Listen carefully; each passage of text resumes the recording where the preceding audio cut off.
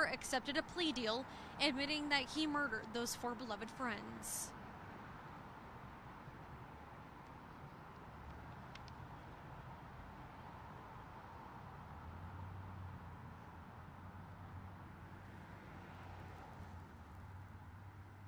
Now, the community is still reeling after the plea agreement, with Kaylee Gonsalvez's family speaking out against it when the plea hearing was taking place, releasing various statements on social media, including one that says, quote, "Bryan Kohberger is too scared to die, but he was not afraid to kill." The state is showing Bryan Kohberger mercy by removing the death penalty. Kohberger did not show Kaylee any mercy. He doesn't deserve life in prison. He deserved life on death row. To read their full statement, you can head to idahonews.com, which is also where you can watch the streaming live at 9 a.m. happening this morning. You can also watch it on our YouTube page. Just head to Idaho News On Demand on YouTube.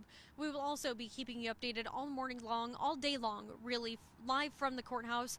We're showing you what's happening out front. As you can see, news outlets from across the entire nation are surrounding the Ada County Courthouse to give updates on what happens.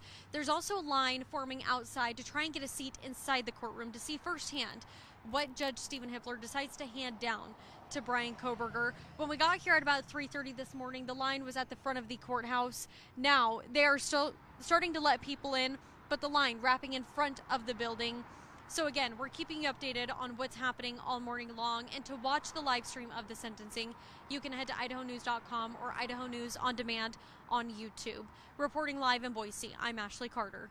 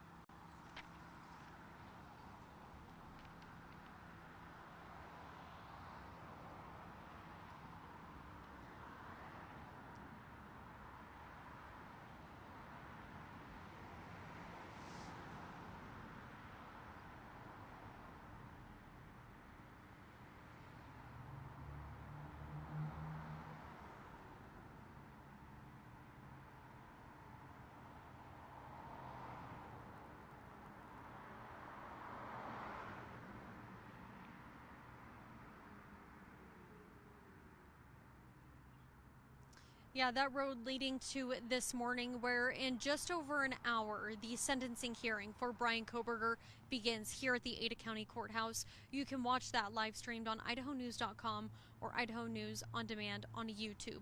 Now, taking a look at the beginning of this month, that's when Bryan Kohberger changed his plea from not guilty to guilty, essentially admitting to and accepting responsibility for murdering 4 University of Idaho students and friends. Those 4 friends are Ethan Chapin, Xana Kernodle, Madison Mogan, and Kaylee Gonsalves. Now, this comes years after denying guilt, trying everything to get his trial pushed back, and trying everything to get the death penalty taken off the table, including even bringing up a theory about an alternate perpetrator. But now, Kohberger says he did in fact murder those students and friends in the early morning hours of November 13th, 2022. As part of his plea deal, Kohberger will serve 4 life sentences plus 10 years for a burglary charge without the possibility of parole and without the possibility of an appeal. Now, this morning, Judge Stephen Hippler will be officially deciding on Kohberger's sentencing and whether he will serve those 4 life sentences consecutively or concurrently. Now, President Trump weighing in on today's sentencing, saying he hopes Judge Hippler makes Kohberger explain why he killed those 4 friends. President Trump posting on Truth Social saying, quote, "People were shocked when he was able to plea bargain."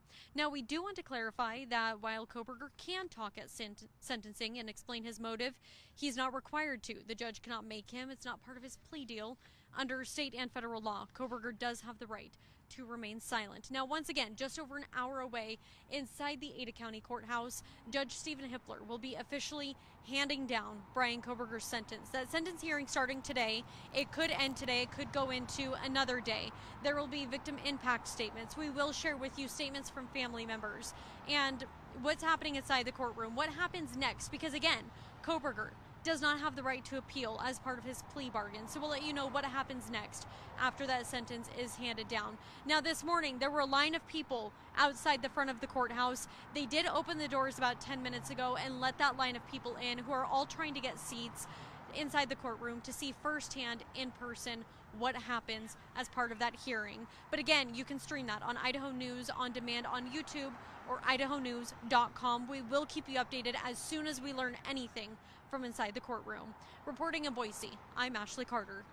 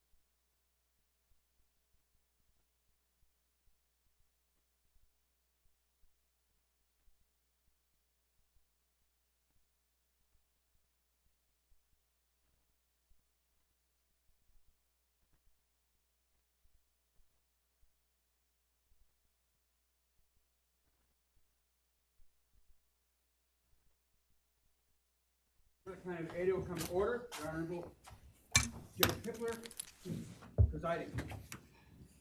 Be seated. Thank you. We need about 5 minutes. Need 5 minutes?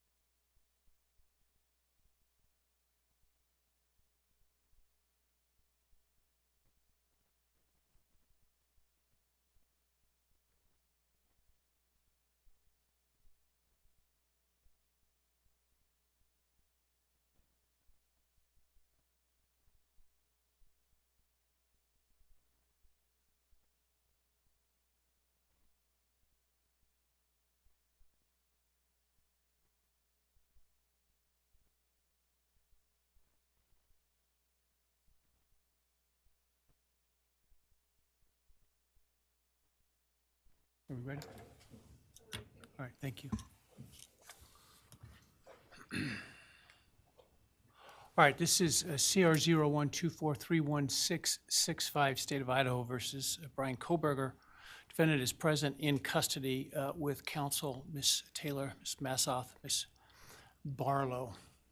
The state is represented by Mr. Thompson, Ms. Jennings, Mr. Hurwitz, Mr. Nye, and Ms. Allen. This is the time set for sentencing in this case. The defendant previously entered a plea of guilty to 4 counts of first-degree murder and 1 count of felony burglary.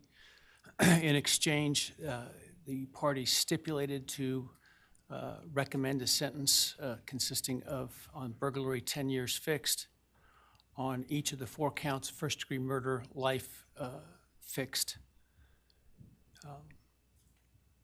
The parties waived pre-sentence investigation.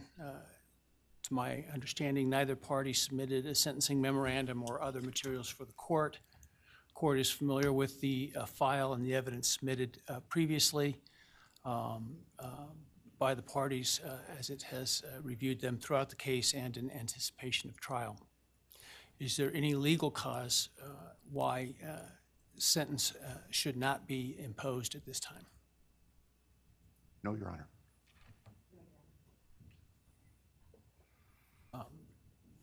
Does the state, before impact statements and arguments, wish to present evidence today? Your Honor, the state does not intend to present evidence in a documentary sense. We have provided the court through the clerk with photographs that we would like to use during the course of our sentencing argument. Sure. All right. Thank you. But no testimony other than impact statements? That's correct, Your Honor. All right, so with that, let's start with then impact statements. Ms. Jennings will be introducing And my understanding, just so I'm clear, I indicated through the trial court administrator that we need to see if any of the victims wish to have the camera not running and audio only. And my understanding is all of them indicated they are fine with the video. Is that correct? Yes, Your Honor, that's correct. All right, very well. Go ahead, Ms. Jennings. Your Honor, the first, and we're taking these in the order, victim impact statements in the order that the charges were listed in the indictment. The first charge being burglary, so we will have Bethany Funka's statement, and she has asked that her friend Emily Allant read that statement. All right, any objection to that? No objection. All right, very well.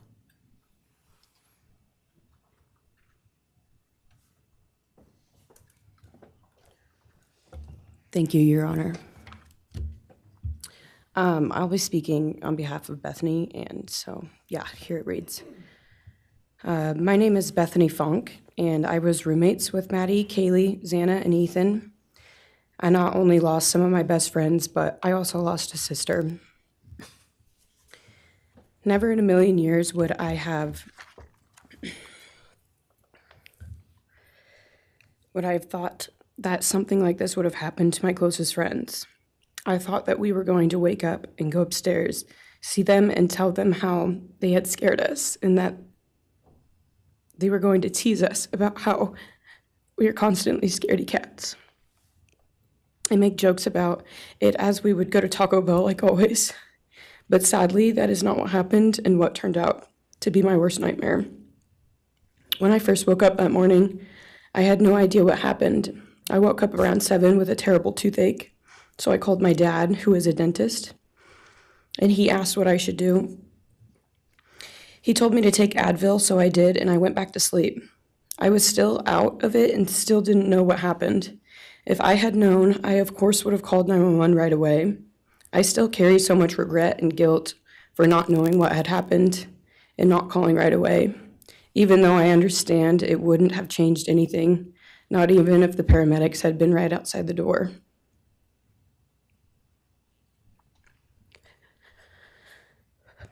I was so frantic that morning and scared to death, not knowing what had happened. And when I made the 911 call, I couldn't even get out the words. And from then on, I don't remember a thing. It was like my brain wiped that whole memory. That was the worst day of my life. And I know it always will be.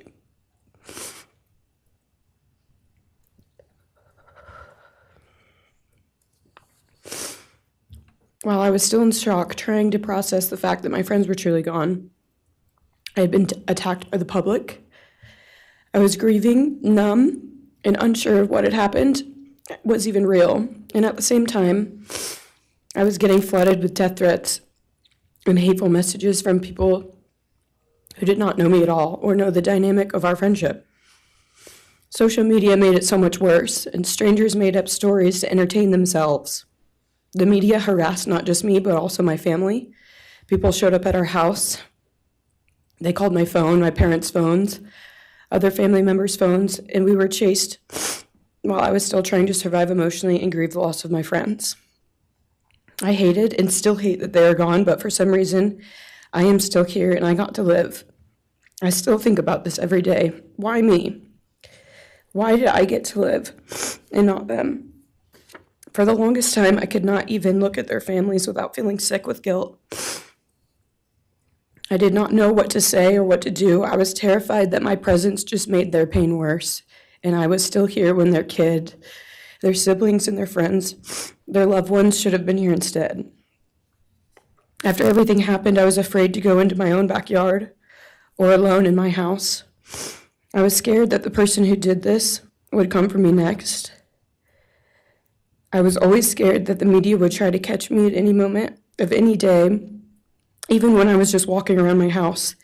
I made my parents close all the blinds during the day so no one could see me even in the slightest chance. I barely left the house, and when I did, I made sure I was never alone. I slept in my parents' room for almost a year. I made them double lock every door, set an alarm, and still check everywhere in the room just in case someone was hiding. And I still check my room every night before, and I double lock it. I have not slept through a single night since this happened. I constantly wake up in panics, terrified. Someone is breaking in, or someone is here to hurt me, or I'm about to lose someone else that I love. The fear never really leaves. For a long time, I could barely get out of bed, but one day I realized I have to live for them. They did not get the chance to keep living, but I do, and I will not take that for granted. So now every day I remind myself to live for them, and everything I do it with them in mind. I am still scared to go out in public, but I force myself to do things because I know that they would want me to keep living my life to the fullest. I am beyond blessed to still be here, and I refuse to take that for granted when they did not get a chance. Our house was not just a house, it was a home. It was where we laughed till we couldn't breathe, make meals, did crafts, binge watch reality shows, played games, and spent lazy days on the couch. It was movie nights, wine nights, morning debriefs, pranks, hot chocolate, cookies, and warmth. I would cherish those memories forever, and I will not let what happened erase how special our home was or how much those memories meant to me. Now I would like to share some bits and pieces of who they were as people and some of the memories that we shared. One of my favorite memories was Halloween, and we all went to Sigma Chi. But instead of partying, we just sat in an apartment, talking and laughing all night long. I do not think I've ever laughed that hard in my life. We did not care about the party, we were just happy to be with each other. Xana was 1 in a million. She was the life of the party.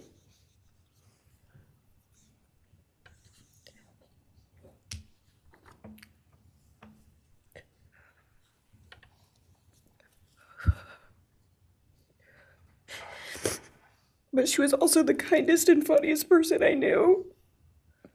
Everyone loved her because she made everyone feel so loved. She was just someone you always wanted to be around, no matter the circumstance.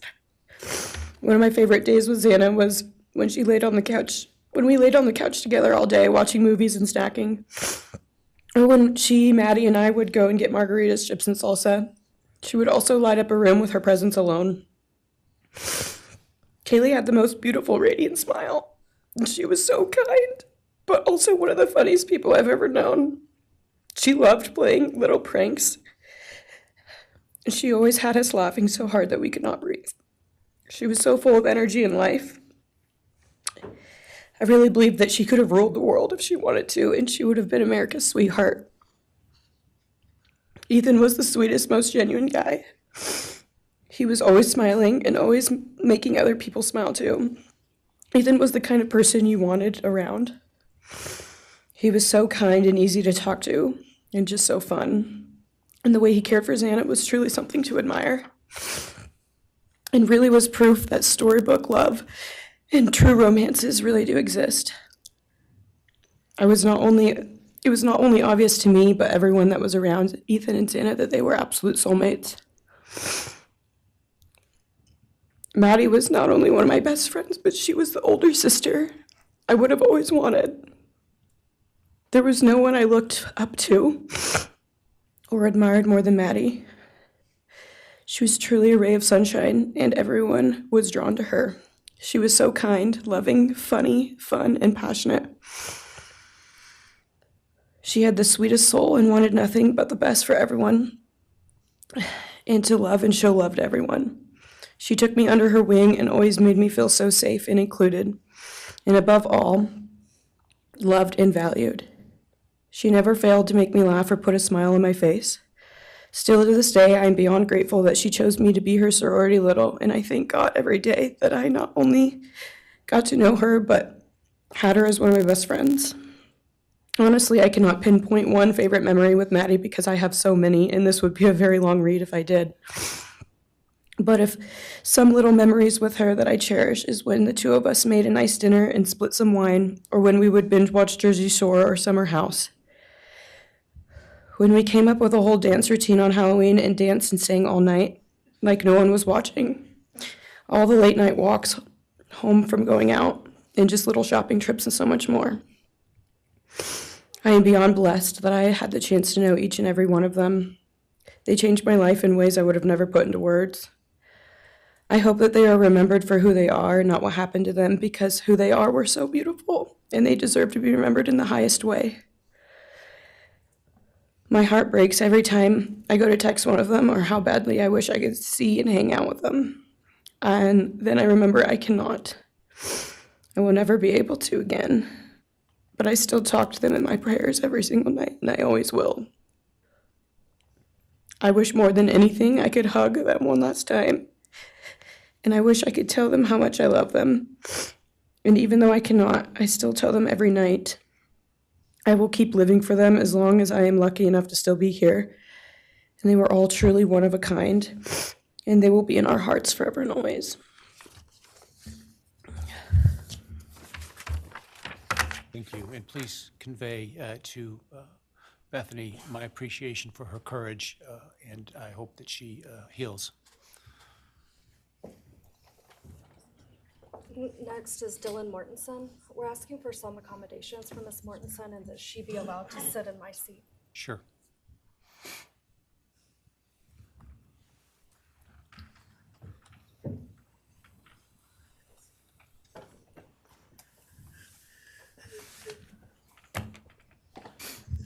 Dylan, just take your time, all right?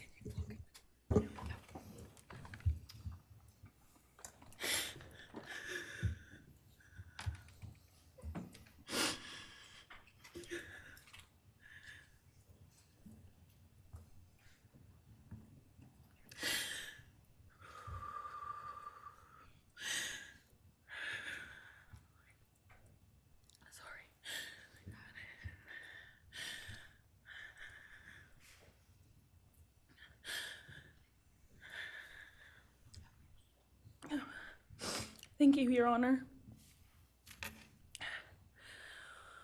What happened that night changed everything. Because of him, 4 beautiful, genuine, compassionate people were taken from this world for no reason.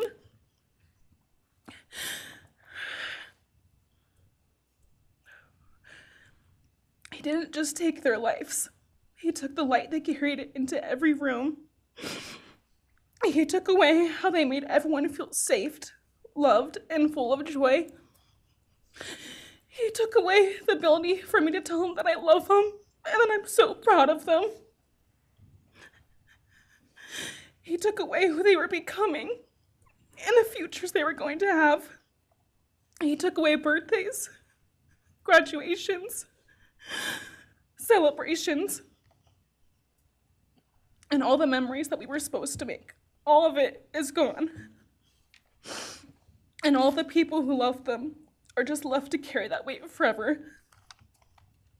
He didn't just take them from the world. He took them from me, my friends, my people who felt like my home, the people I looked up to and adored more than anyone. He took away my ability to trust the world around me. What he did shattered me in places I didn't know could break. I was barely 19 when he did this. We had just celebrated my birthday at the end of September. I should have been figuring out who I was. I should have been having the college experience and starting to establish my future. Instead, I was forced to learn how to survive the unimaginable. I couldn't be alone. I had to sleep in my mom's bed because I was too terrified to close my eyes. Terrified that if I blinked, someone might be there. I made escape plans everywhere I went. If something happens, how do I get out? What can I use to defend myself? Who can help? And then there are the panic attacks. The kind that slam into me like a tsunami out of nowhere. I can't breathe. I can't think. I can't stop shaking.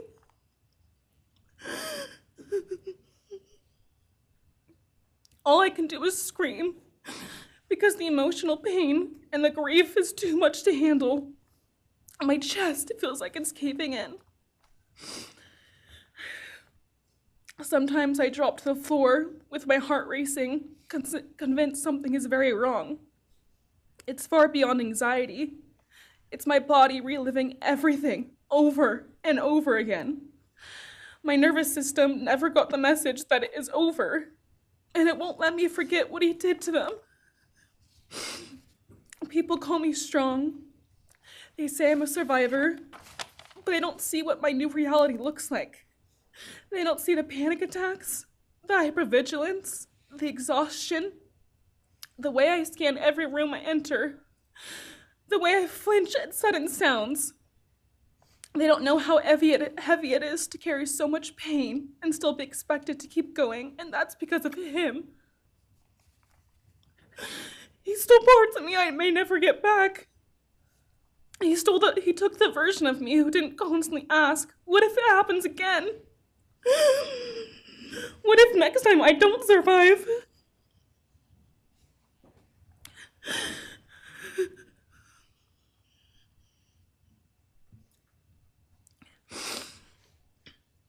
He may have shattered parts of me, but I'm still putting myself back together.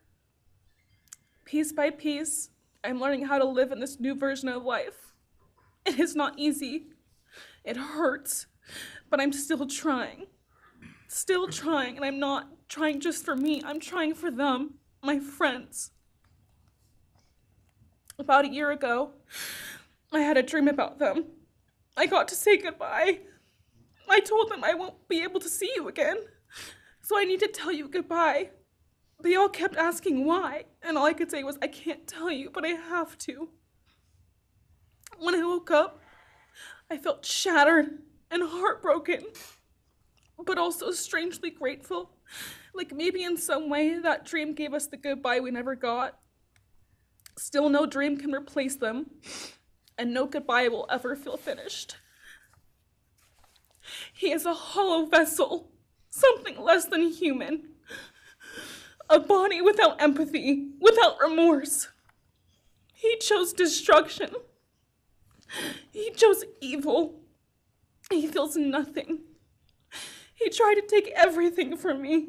My friends, my safety, my identity, my future. He took their lives, but I will continue trying to be like them, to make them proud. Living is how I honor them. Speaking today is to help me find some sort of justice for them. And I will never let him take that from me. He may have taken so much from me, but he will never get to take my voice. He will never take the memories I had with them. He will never erase the love we shared, the laughs we had, or the way they made me feel seen and whole. Those things are mine. They are sacred, and he will never touch them. I get to feel sadness. I get to feel rage. I get to feel joy even when it's hard. I get to feel love even when it hurts. I get to live. And while I will still live with this pain, at least I get to live my life. He will stay here, empty, forgotten, and powerless. Dylan, thank you so much for your courage. I appreciate it.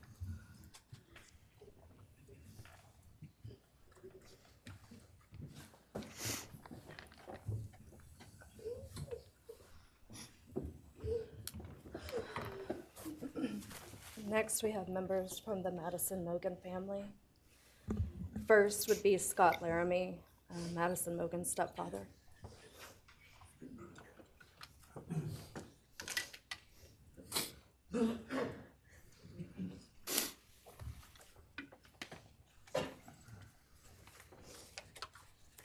Standing by him is Karen Laramie, Madison's mother.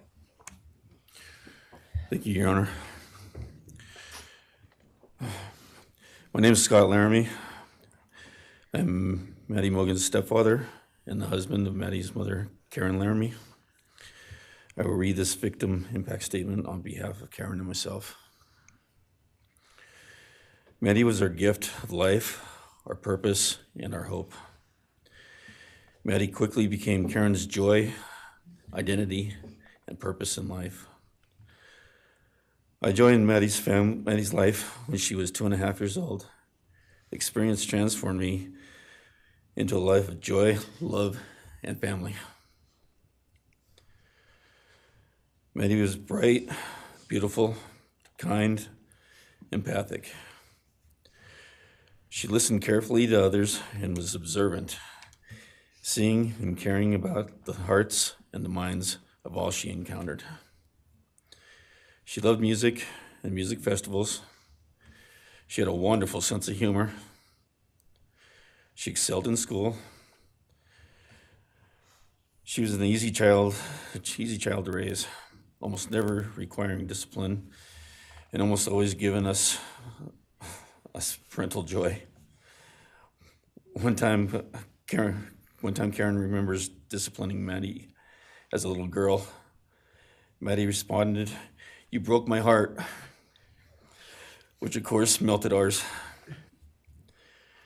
She had a keen wit, even at that young age.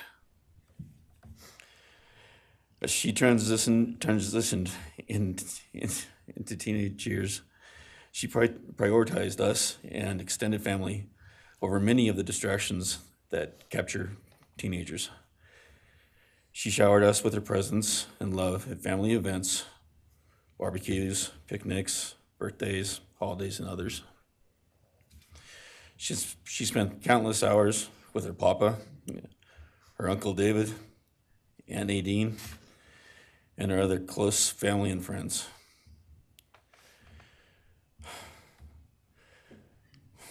This world was a better place with her in it.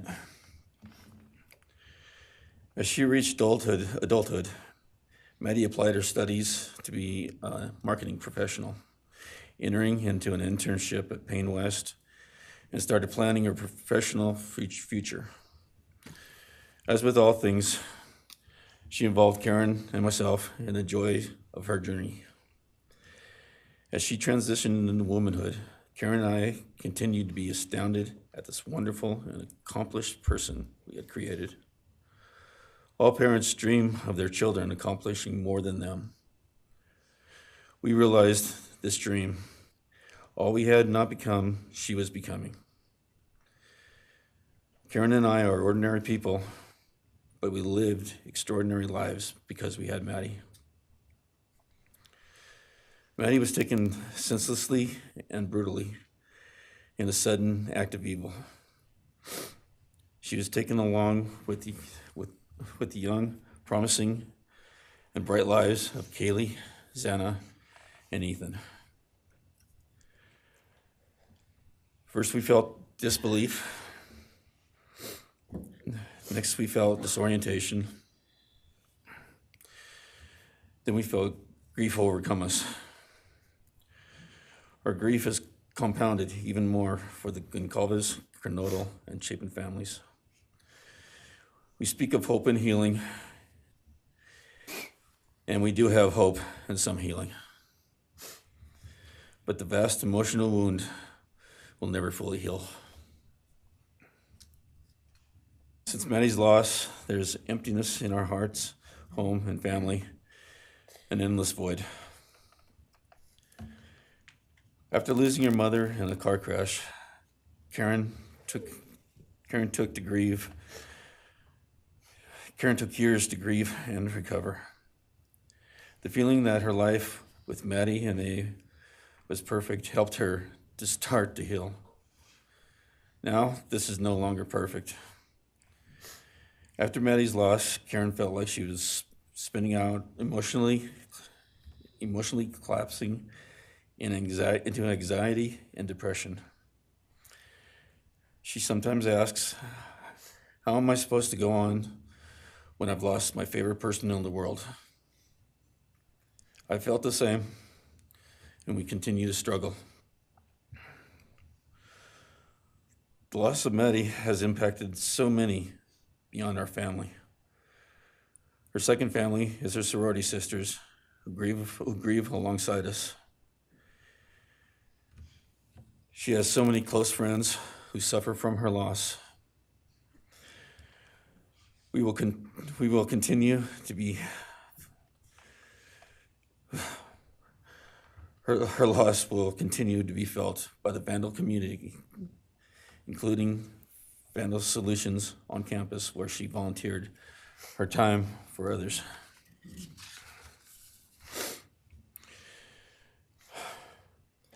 It helps us to know Maddie is in heaven now, freed from the trials of this earth. We, however, continue to live on without the grace and support of her presence. We will grow old without our only child, our bright, beautiful friend and daughter. In the end, there are no words that can accurately capture the devastation of losing Maddie. We will endure, and we will go on. For Maddie, we will not let our grief consume us. For Maddie, we will continue to love and care for our family and friends, including the families of Kaylee, Santa, and Ethan. We will remain united with them. We can only hope that others out there suffering similar losses can look to us and see that we can overcome hatred, darkness, and evil. We know the law allows us to comment on the defendant and his sentence. As for his sentence, we support the plea agreement. Society needs to be protected against this evil. As for the defendant, we will not waste words, nor will we fall into hatred and bitterness. Evil has many faces, and we now know this, but evil does not deserve our time and attention. We are done being victims. We are taking back our lives. We will turn our time, talents, and attention to hope, healing, and helping others, and to the future. We invite all those who have suffered with us on this to join us in our journey. We can make this world a better place. We can move on from tragedy. Adversity will visit us, evil will visit us, but we will overcome. We can and will endure. Karen and I express our gratitude to Your Honor and to the prosecution team for allowing us the opportunity to make this statement. Thank you. Thank you so much for your courage, and I am so sorry for your loss. God bless you. Your Honor.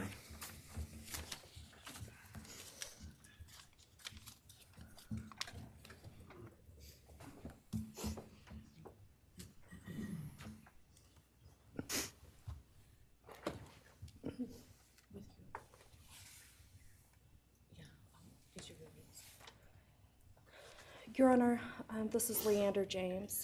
He's the attorney for the Mogan family and victim advocate. He'll be reading a statement for Karen Laramie. May it please the court, counsel. My name is Leander James. I am the pro bono counsel for Karen and Scott Laramie. Karen has asked me to read this statement into the record. I thank my husband, Scott, for his statement, his courage, and his unending love and support during this dark time. While words are inadequate to capture the impact of this horrific crime on our family, he expressed it as best anyone could. For Maddie's sake, I will add my supplement statement that incorporates additional impact in the context of my extended family. I am grateful to Maddie's great uncle, Bryan Kohberger, for assisting me with the difficult task of putting our pain into words. For me and my extended family, Maddie was our hope and our light. Her beauty, both outside and in, shone its light upon everyone with whom she came in contact. Her beauty, she carried that hope and light into the future for our entire family. We have memories of our Maddie and grief and pain at her being taken from our presence. Any one of us would have given our own light to have been outshone by hers. We now look to our Creator to know that her light continues where we look to see her in His presence. Those who commit evil for their own twisted gains and purposes truly defile the efforts and sacrifices of mothers, fathers, families, teachers, clergy, public servants, service members, and all those who commit themselves to the greater good, freedoms, and the future light of our nation. Condemnation falls heavily upon those who squandered the lives of our future hopes and dreams. Some may offer forgiveness for what the defendant has done. However, we cannot at this time, or perhaps ever, nor will we ask for mercy for what he has done. His acts are too heinous, the agony and grief he has caused too great. But we will waste no further words or thoughts on him. For Maddie's sake, we will move on. We will do our best to carry Maddie's light into this world and make it a better place. I thank the court and the prosecution for allowing me the opportunity to make my statement, and I support my family and the families of Kaylee, Xana, and Ethan. Thank you. Thank you. Thank you, Mrs. Laramie. Appreciate it.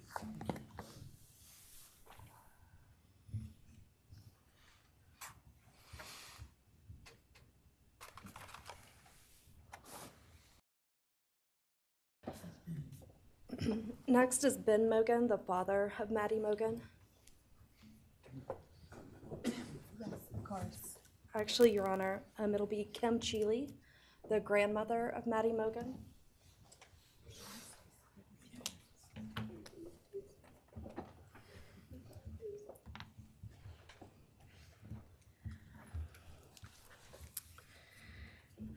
My name is Kim Cheely. I was Maddie Mogan's paternal grandmother, as Ben Mogan, her father, is my son. I'm here today with my sister Lori Cheely, Maddie's great aunt, and my son Ben Mogan, and my daughter-in-law Corey Hatrock. I'd like to begin by thanking a number of people involved in bringing this case to closure. In my daughter's words, the plea deal the prosecution team reached this month is one that punishes the perpetrator of this horrendous crime, protects the public from further harm, and allows all of us who knew and loved these kids the time to grieve without the anxiety of the long and gruesome trial, the years of appeals, and potential for mistrials along the way. My family and I are so grateful to Bill Thompson and his prosecution team for their dedication and painstaking work that forced the perpetrator to admit his guilt. We want to thank the Idaho State Police, the Moscow Police Department, the FBI, and Judge Hippler. We'd also like to thank the University of Idaho officials who have treated the families of the victims with such dignity and kindness, and who have honored the 4 victims beautifully. Maddie was my first grandchild, so when she was born, all her grandparents had the distinct pleasure of deciding what we'd like to be called. I chose Nana, pretty original. But when Maddie was about 1.5 years old, her papa, Ben's dad, and I were planning to visit the new little family in Oregon. Maddie didn't have an extensive vocabulary at the time, but for some unknown reason, she called bananas ba-deedle-deedles. When Karen and Ben told her Nana was coming to visit, she figured, I say deedle-deedle for that word. So I became deedle-deedle, shortened to Deedle when she was about 6 or 7, and I was Deedle all her life. I don't think her stepdad, Scotty, ever knew my given name was Kim. Maddie's and my birthdays were 1 day apart, and a couple years before she was killed, she gave me this necklace with Deedle and Maddie engraved on it, and I added an angel wing, and it's one of my treasured possessions. I also got an angel wing tattoo, never thought I'd see the day, but along with many members of our family, replicating the one that Maddie and her sorority sisters had. I wanted mine where I could see and touch it often. From preschool through grade school, I stopped teaching piano lessons early on Wednesdays and picked Maddie up for bubble baths, brownies, and books. It was our special time together, and she went home those nights in her jammies with a pan of warm brownies for her family. Although Karen and Scotty raised Maddie and did such a lovely job of parenting, we Mogans were lucky to have her for holidays and many other family gatherings. We'll always have our treasured memories of Maddie growing up in our big, extended, cooperative family, and I thank Karen and Scotty Laramie for being so generous and open and sharing Maddie with her Mogan side of the family. When the 4 kids were murdered, the foundation fell out of our world. Initially, the fear was truly debilitating. The first 6 weeks were excruciating. Despite the vigils, memorials, candlelight gatherings of students, friends, family, community members. After the arrest, in the past 2.5 years, my family has lived with grief, with the effects of traumatic grief, of which I was blissfully unaware before all of this. I now have a stack of books on grief. I've attended grief classes at hospice. I've tried EMDR, a technique that helps replace disturbing visions with something more comforting. My son Ben, his 2 sisters, Maddie's aunts, and I have all experienced depression and anxiety and sleep disturbance, requiring medical intervention at times. We've all sought counseling off and on. The struggle with media attention was extremely difficult, especially for Ben. No one should live through the violent murder of one's child. Some days it's beyond me how the parents of these kids are still upright. I'm thankful for the strong families and communities that are supporting the survivors. At the time, I could think of only 2 blessings surrounding the horrific murders. One was that Ben was living with my partner Tom and me at the time, and that we could support each other emotionally through it all. Sadly, Tom died a year ago of a rare brain cancer, and he won't be here to see justice served. He was our family's rock, and we all miss him every day. A second blessing is that my mother died of COVID several months before the kids were killed, and she didn't have to live through the horror. It was difficult to identify blessings. So we've all lost our dear child and a future with her. I ache for the loss of the dreams that she and her true love, Jake, held. And my heart goes out to Karen and Scotty and your side of Maddie's family. You've had more than your share of loss. My heart aches for the kids' roommates and the families of the other victims, and also the family of the perpetrator.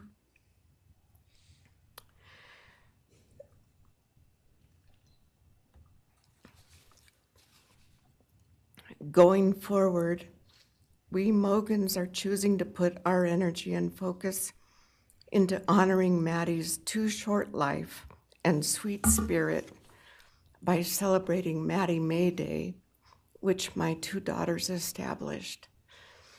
On May 25th each year, Maddie's birthday, we encourage folks to do random acts of kindness in Maddie's name.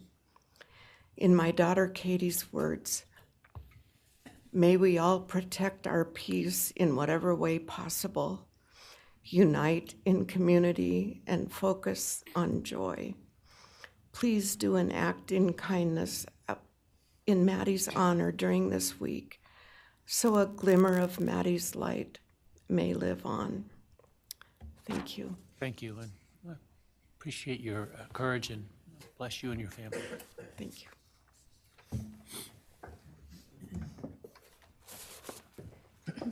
Now is Ben Mogan, Maddie Mogan's father.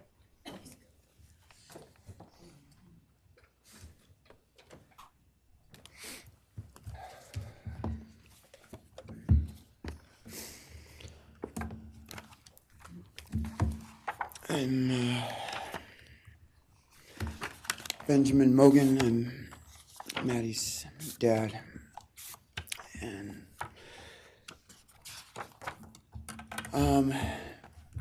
first I just want to say thanks to all the people that helped bring this all to a close. I know it's not the resolution that everyone, wanted, but I think that that everyone worked so hard, and we really appreciate all their efforts. It was such a hard thing to go through for everybody.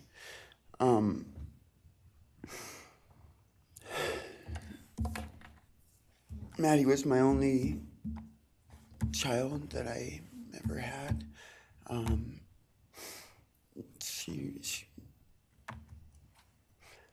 She's the only great thing I ever really did, and the only thing I was really ever proud of. And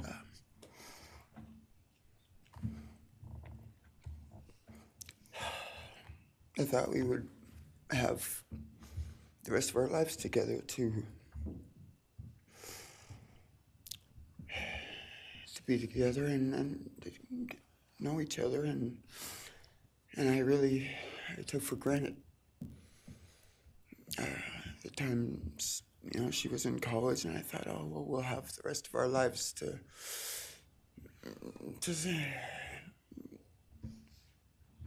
do all the stuff that we're supposed to do, and she was just about done. She actually earned all of her credits for her college degree, and Karen and Scotty and I got to go and get her diploma that she actually earned, and she served every bit of that. And but I thought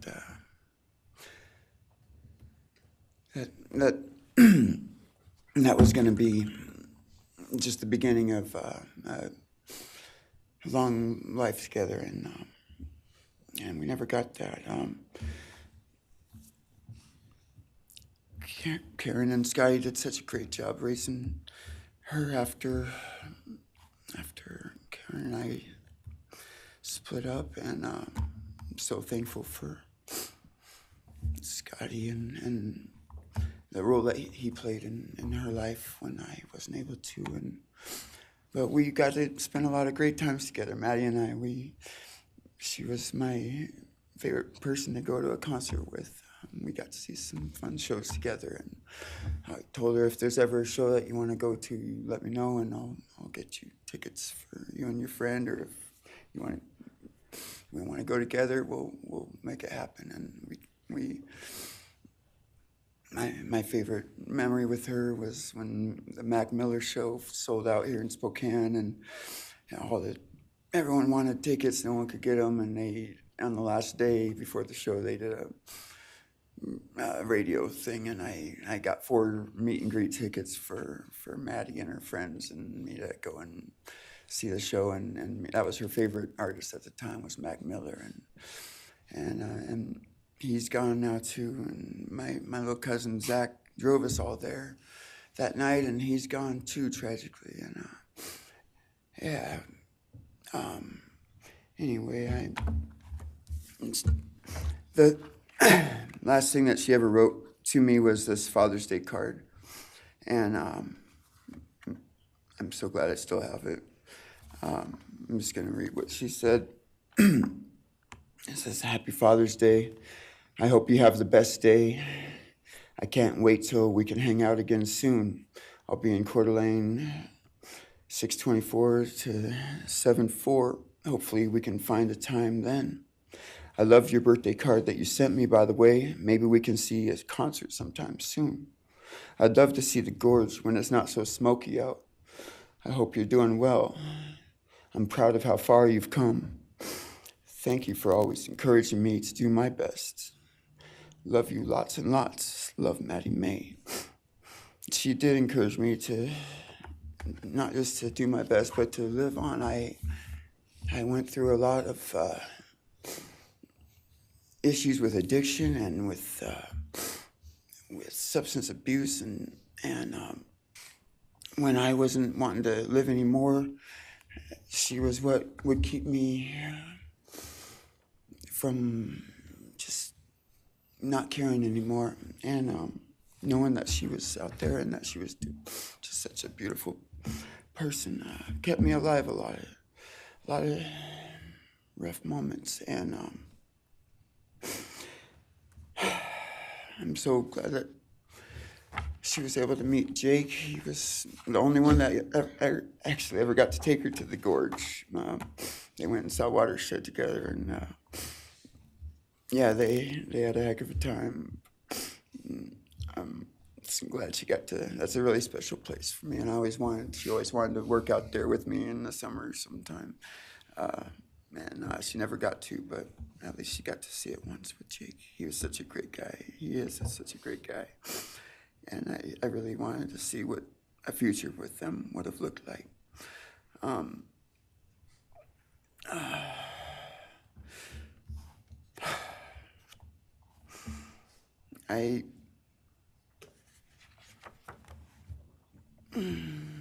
never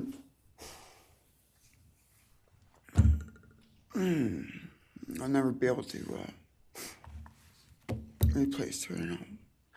I wrote a bunch of stuff. I just don't know what to say right now. I just miss her so much, and I just love her more than anything. And it shouldn't have happened. And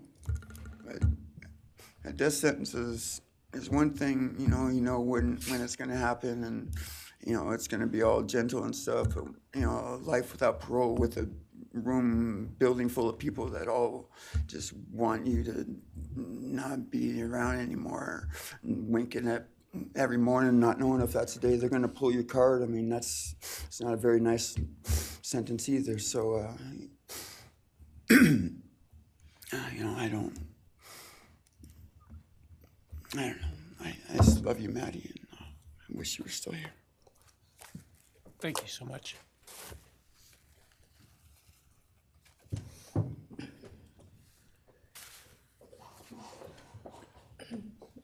Your Honor, next would be members from the Kaylee Gonsalves family. First will be her father, Steve Gonsalves.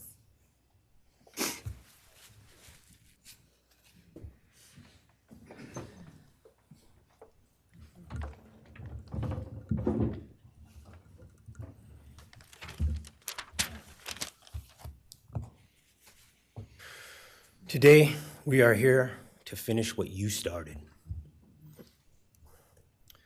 Today, you've lost control. Today, we are here to prove to the world that you picked the wrong families. The wrong state, the wrong police officers, the wrong community. You tried to break our community apart. You tried to plant fear. You tried to divide us. You failed. Instead, your actions have united everyone in their disgust for you. I just learned from these lead investigators, to their shock, they worked in an investigation and actually worked with Pennsylvania police officers and the federal FBI. You united everyone. Everyone was united after you. None of us are divided. We are united in our disgust and our love for these children.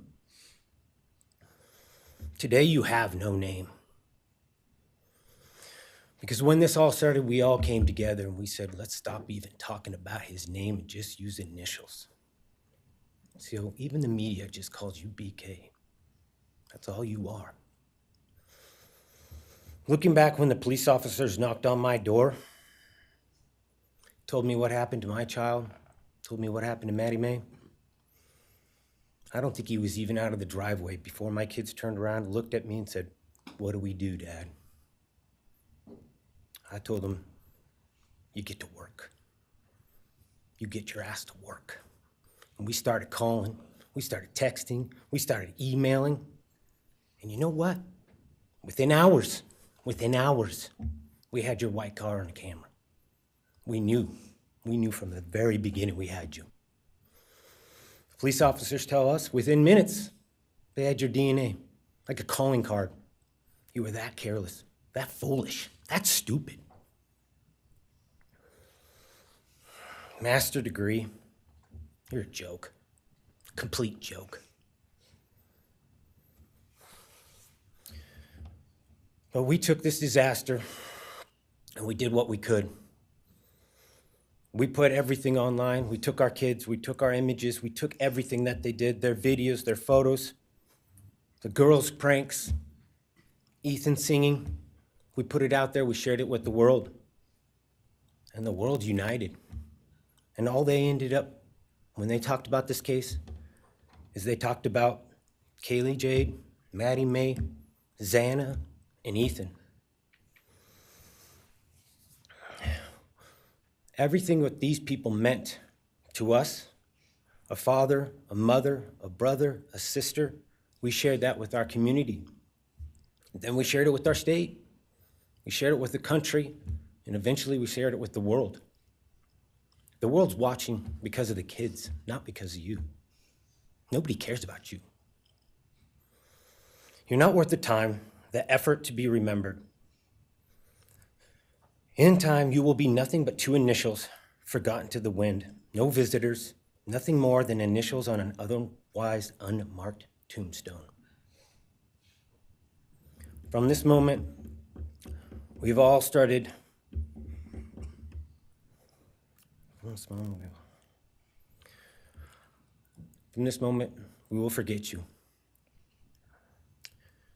We want to all leave in closing one last thing. You picked the wrong family, and we're laughing at you on your trip to the pen. That will be today or tomorrow. I'll close with, God bless all the men and women that worked on this case and all the hard work that you guys did. You guys allowed us to grieve and allowed us to get through this. The amount of work that you guys put together and the way that you guys put it together was beautiful. There was hard times to be expected, but thank you all. God bless. Thank you.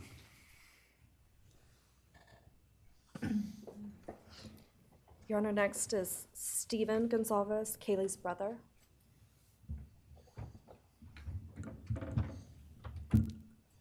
Stephen's actually gonna pass. I'm gonna go. Okay. Olivia Gonsalves, Kaylee's sister. Hello, I'd like to start by thanking the court for allowing me the time and opportunity to speak today. My name is Olivia, and I'm the big sister of Kaylee Gonsalves, and I was blessed to love Madison Mogan as a sister too. I'm not here today to speak in grief, I'm here to speak in truth. Because the truth is, my sister Kaylee and her best friend Maddie were not yours to take. They were not yours to study, to stalk, or to silence. They were two pieces of a whole, the perfect yin and yang. They are everything that you could never be. Loved, accepted, vibrant, accomplished, brave, and powerful. Because the truth about Kaylee and Maddie is they would have been kind to you. If you had approached them in their everyday lives, they would have given you directions, thanked you for the compliment, or awkwardly giggled to make your own words less uncomfortable for you. In a world that rejected you, they would have shown mercy. Because the truth is, I'm angry. Every day I'm angry. I'm left shouting at the inside of my own head everything I wish I could say to you. The truth about me is when I heard the news, I didn't cry. I listened for them. I promised them I would, that I would fight for them, that I would show up no matter what it cost me. I swore I'd never let them feel alone. Because you see, I've always been their heavyweight. I've always been the one to fight the battles they didn't feel ready to fight themselves. All it ever took was a call, and they knew I would handle it for them, no matter the time, no matter the cost. They could wave their white flag because they knew I would never back down, not for them, and not even death could change that. Somewhere along the line, I started to think about what I would say to them if I was given just one last chance. If I could gather enough heartbreak or love or sacrifice or whatever it took to get just one message across, what would I say? Throughout this entire process, I've written my feelings down at every moment, my wishes, my love, my denial, my anger. And as one final act of love, I'd planned to read these thoughts, even jarring and discombobulating and not even making sense. Because for me, that was true love. As bare and as naked as it could be, not laced in pretty words or dressed for the occasion, but written through bleary eyes at 2 a.m. with clenched fists, angry at this reality. My true final act of love was to continue on without them, for them.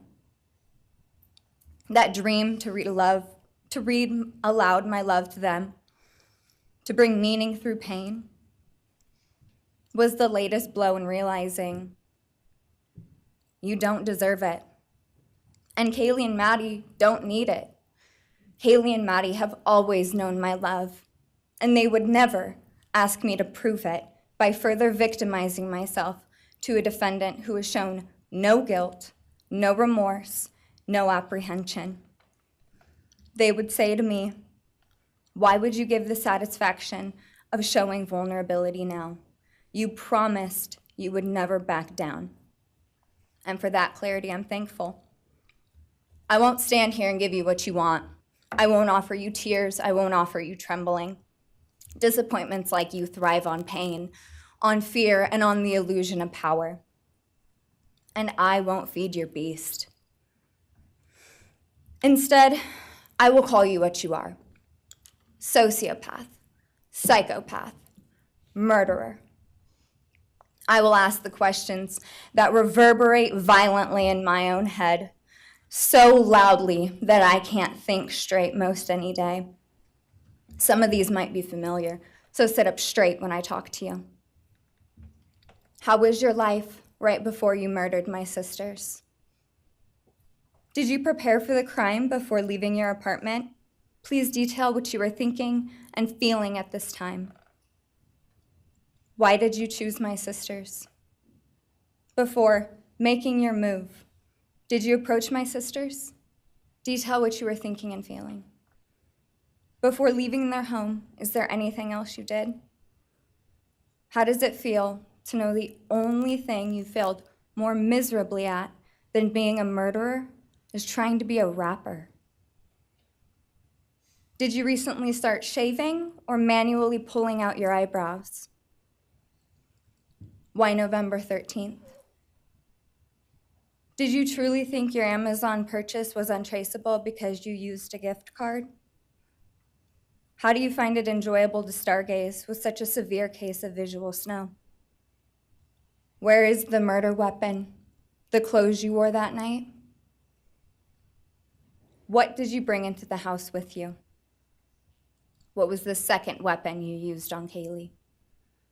What were Kaylee's last words? Please describe in detail the level of anxiety you must have felt when you heard the Bearcat pull up to your family home on December 30th, 2022. Which do you regret more? Returning to the crime scene 5 hours later, or never, ever going back to Moscow, not even once, after stalking them there for months? If you were really smart, do you think you'd be here right now? What's it like needing this much attention just to feel real? You're terrified of being ordinary, aren't you? Do you feel anything at all?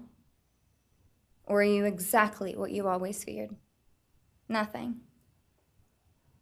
If you're so powerful, then why are you still hiding, defendant? You see, I'm here today as me. But who are you? Let's try to take off your mask and see. You didn't create devastation. You revealed it in yourself. And that darkness you carry, that emptiness, you'll sit with it long after this is over. That is your sentence. And it was written on the wall long before you ever pled guilty. You didn't win. You just exposed yourself as the coward you are. You're a delusional, pathetic, hypochondriac loser who thought you were so much smarter than everybody else. Constantly scolding, turning your nose up to grammar mistakes, nitpicking and criticizing others. You wanted so badly to be different, to be special, to be better, to be deep, to be mysterious. You found yourself thinking you were better than everyone else, and you thought you could figure out the human psyche and see through it, all while tweaked out on heroin. Lurking in the shadows made you feel powerful because no one ever paid you any attention in the light. You thought you were exceptional, all because of a grade on a paper. You thought you were elite because your online IQ test from 2010 told you so. All of that effort just to seem important. It's desperate. There is a name for your condition, though. Your inflated ego just didn't allow you to see it. Wannabe. You act like no one could ever understand your mind, but the truth is you're basic. You're a textbook case of insecurity disguised as control. Your patterns are predictable. Your motives are shallow. You are not profound. You're pathetic. You aren't special or deep, not mysterious or exceptional. Don't ever get it twisted again. No one is scared of you today. No one is intimidated by you. No one is impressed by you. No one thinks that you are important. You orchestrated this like you thought you were God.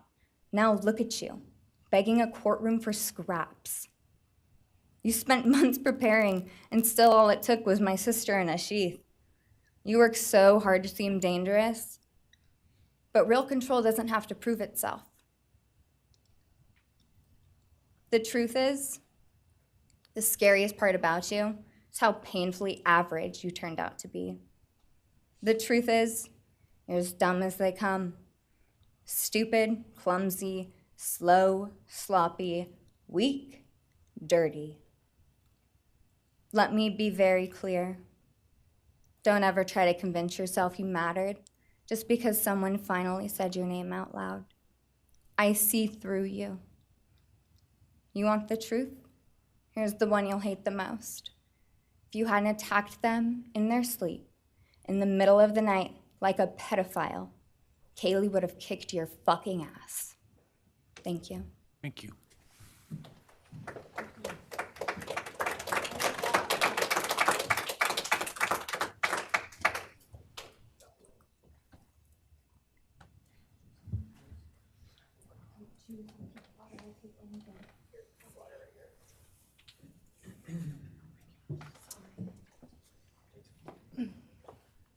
Next is Christy Gonzalez, Kaylee Gonzalez's mother.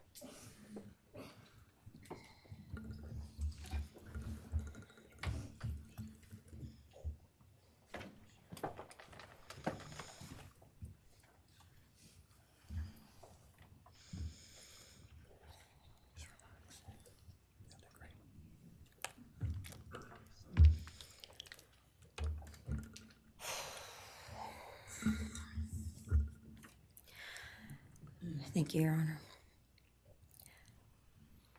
I never imagined having to speak to someone so devoid of humanity. For a long time, I didn't think I'd find the words low enough to meet you where you are. But now I realize this isn't about you. It's about what you've done to me, and I need you to hear it. When you murdered my daughter, Kaylee Jade Gonzalez, You didn't just take her life, you shattered others. You attacked what you could never be, and in doing so, you left a trail of devastation far beyond that house.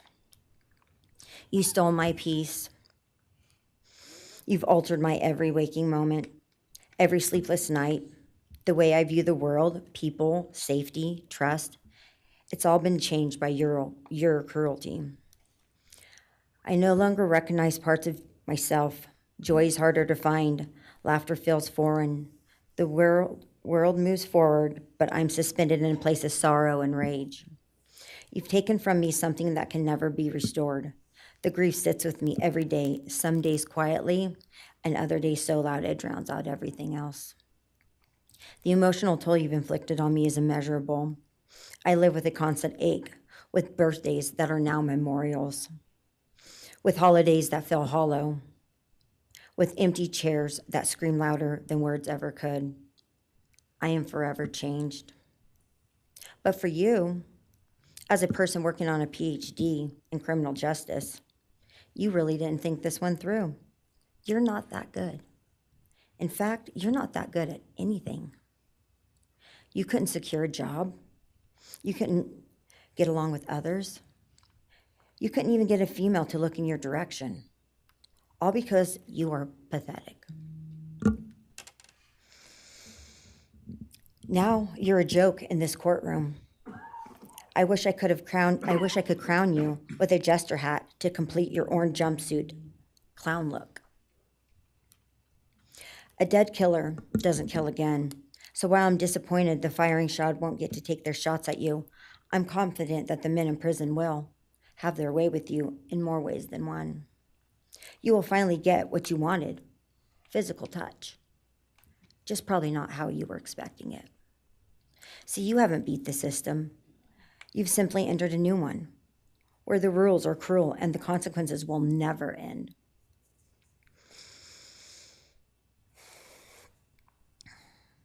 You are entering a place where no one will care who you are and no one will ever respect you. You will be forgotten, discarded, used, and erased. You will always be remembered as a loser, an absolute failure. And when those prison doors slam shut behind you, I hope that sound echoes in your heart for the rest of your meaningless days. I hope it reminds you of what we all already know. You're nothing. May you continue to live your life in misery. You are officially the property of the state of Idaho, where your fellow inmates are anxiously awaiting your arrival. But it's okay, because they're there to help you. Hell will be waiting. Quick message from our youngest daughter. Aubrey wanted to say, you may have received A's in high school and college, but you're going to be getting big D's in prison.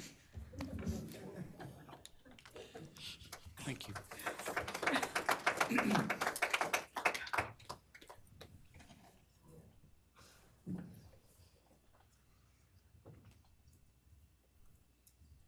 Do we have more from the Gonzalez family, or are you? Yes. Next would be Shannon Gray, the Gonzalez family attorney. He'll be reading statements from Kaylee Gonzalez's grandmothers. Well, Morning, Your Honor. Shannon Gray, the attorney for the Gonzalez family. I actually have 3 statements, one from her aunt and 2 from her grandparents. This is from her aunt, Tammy Butts. You, in the cloak of darkness, made a decision to turn our whole family's world upside down forever. You, in the cloak of darkness, took our Kaylee J. Gonzalez away from us all without hesitation. Never have you shown any remorse or regret. We just get creepy, non-expressive stares as you have your team of women defend you. Kaylee was a strong, kind, fun-loving, caring person, and she will greatly be missed by all her family and friends for the rest of our lives. She had goals in life that you took from her and us. We lose on watching her enjoying her life, working hard and building the future she wanted. She was ready to start that after college life. You, in the cloak of darkness, took it all away. You left us without her future wedding, her future children that she would have added to our family. No more talking to her on the phone, going for a coffee, celebrating holidays. It's all gone. You, in the cloak of darkness, gave each and every one of Kaylee's family members their own lifetime sentence.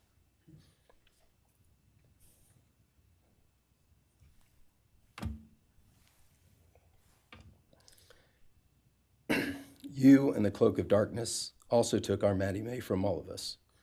She was so genuine, caring, polite. She was part of our family.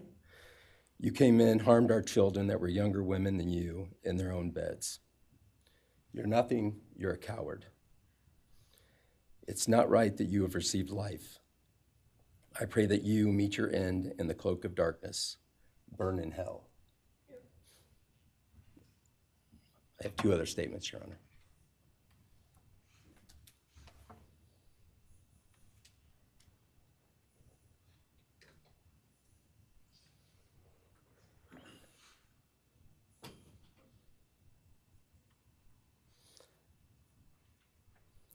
This is Linda Lucan's statement. This is Kaylee's grandmother. I really don't know how to address something so inhumane, but I will try. Nothing in the past 2.5 years has made any sense. All I get is you cowardly went into a home at night, filled with what I'm sure you thought was all sleeping girls, and went on a vicious killing spree for no other reason but to appease your demonic urges. You took my granddaughter Kaylee from us, plus 3 other beautiful lives. You took my granddaughter Kaylee, beautiful, sweet-souled, doll-faced Kaylee, who was getting ready to start her amazing life, who had such a bright future, who was loved by so many, who you were so envious of. She had a life you could never have. You are so beyond human. You're definitely a demon from hell. I truly wish your punishment would be the same death you inflicted on our kids. But I think you will meet some new friends in prison who will be there just to help you. Thumbs up.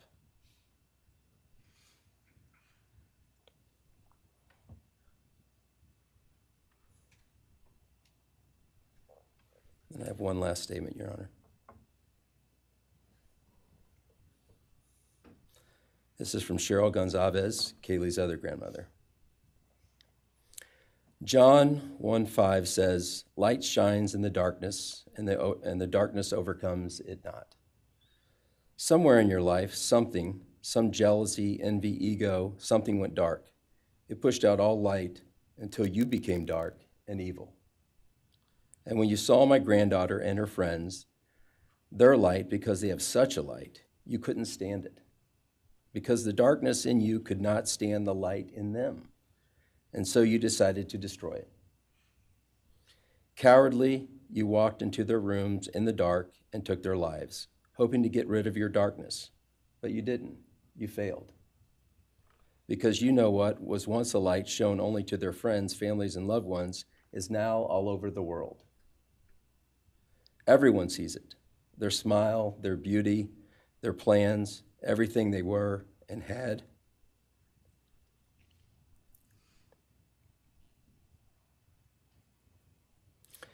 And you think you put a close to it, even that, but you didn't.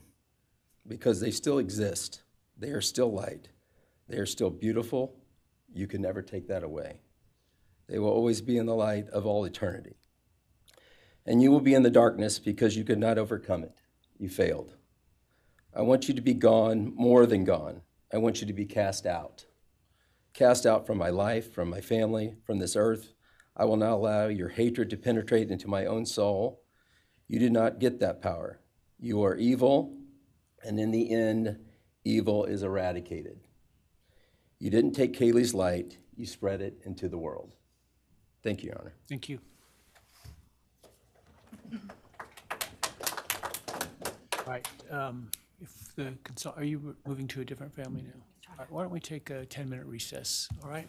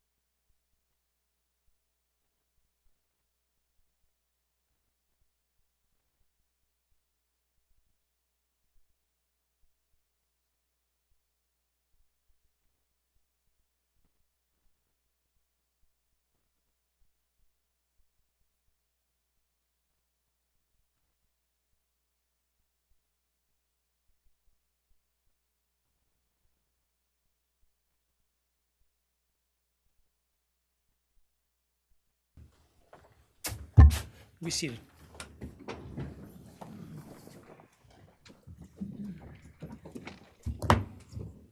All right, Ms. Jennings. Thank you, Your Honor. The next family is the family of Xana Kernodle, and first would be Jasmine Kernodle, Xana's sister.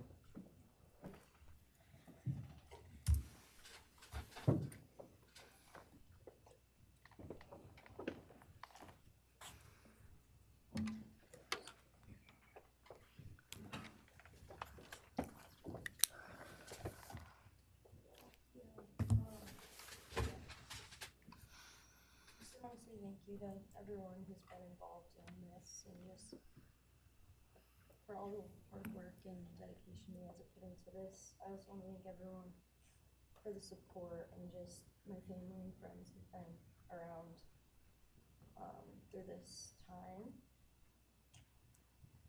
I went back and forth on whether to speak today because the truth is you don't deserve power over my feelings, my words, or me.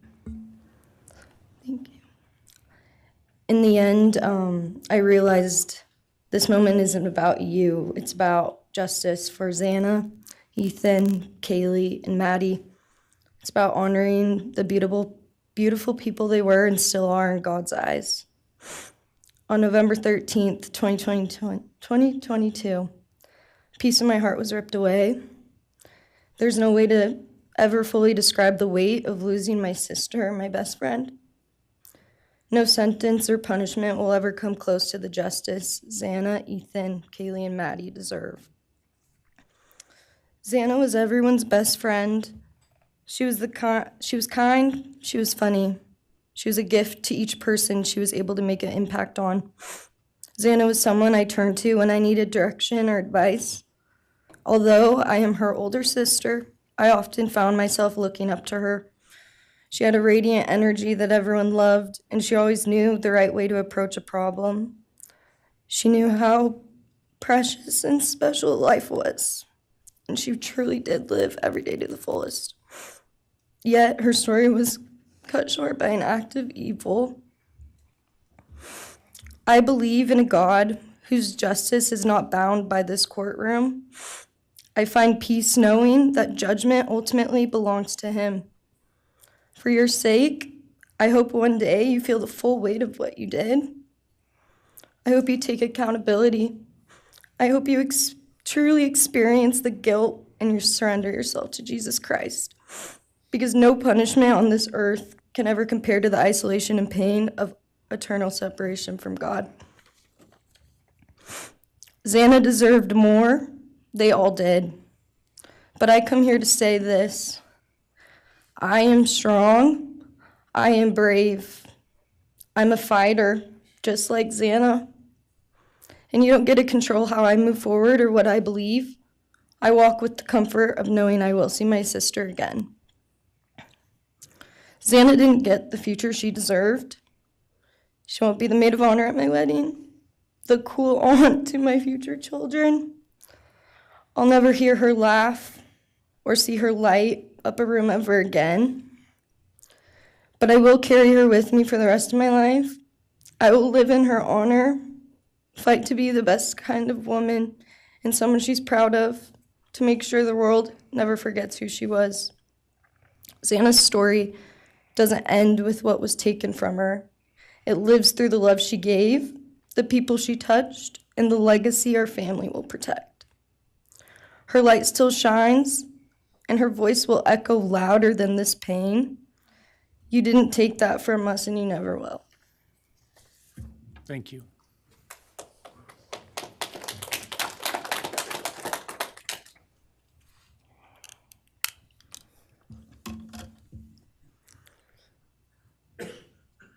I just want to say before I start, I'm Xana's dad, Jeff Kernodle.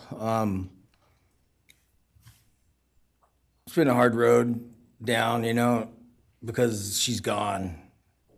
And I want to thank everybody, other their families that's speaking so far, spoke about things. I agree with everything they have to say. It all comes back to a lot of the same things that I've had to deal with and we as a family have had to deal with. And that brings me basis of what I'm talking about a little bit is on my way up here, flying up here in the plane, and about halfway through the flight, this little girl is calling out for her dad. Hey, dad, and then in my mind, I was kind of half asleep. It's dark on the plane. I heard Xana calling out for me like she did, back when she was little, 5 years old. And those times were hard. It was chaotic, but we always had something to work toward that was in a positive direction, compared to right now, which is necessarily not as positive as that, for sure. And I know I miss Xana a lot. My life's been changed, and Xana had a great impact on me. And the impact was when she was gone, I realized how important she was and what she really did for me, influenced me, was way beyond what I ever thought. She'd call me up on the weekends, check on me, see who's with me. She's like accountability to your youngest daughter. And that really made a big difference. It made me really think about things and what it's all about, That's the things that I miss the most, is those calls on the weekends, the calls at 11 at night. What's going on? You want to meet my friend? Whoever she's with, a couple of her friends, I can meet them, talk to them. And she always did that. And it's pretty cool. Pretty cool. I really miss that. And she made a big impact on me, on other people, her family. But the impact that she made is so extensive on what happened here. And it goes so far. People from everywhere in the world, are following things, and Xana has made a difference in their lives. So, countless people told me that. They might not even know her. They never knew anything about her. It's what they see, and they just love her and say how they wish she could have been their friend. Could have been their friend, could have hung out, and it's like, this is a blessing, this is the little kid was, and definitely was a big blessing in my life, and so is Jasmine, and basically, we worked hard to do the things we did, through the times they were growing up, and through those times, I realized that I wanted both of them to graduate college, and that'd be the ultimate thing for them to do to prepare for the world. Then it came back to me, Xana didn't get to finish college. He had it all figured out. And this all just came back to me when I was there, and that little girl was on the plane doing that. It's like where I was going, what I was going here for. And then I just realized and thought to myself about the wonderful life that she had and we had together. And I still get to have with Jasmine, but that's the part that really counted. It's the part that really counted, is those memories. And those are what I have left, the memories with her and the ones I can make with her, and the life that I can go on with now, which is what she wants. And I say that in present tense because that's what she wants, because I've been told that, I've been countless ways that she's out there and has a way to communicate, which I'm very grateful for.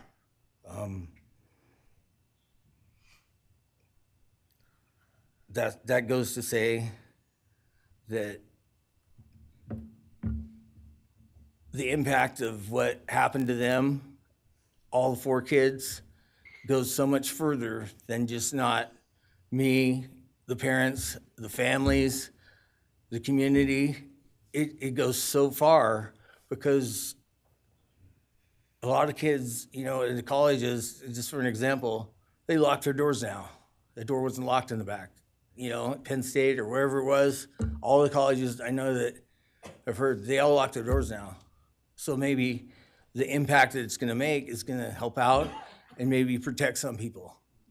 Having this outreach and having the influence of what these kids, what happened to these kids did, you know?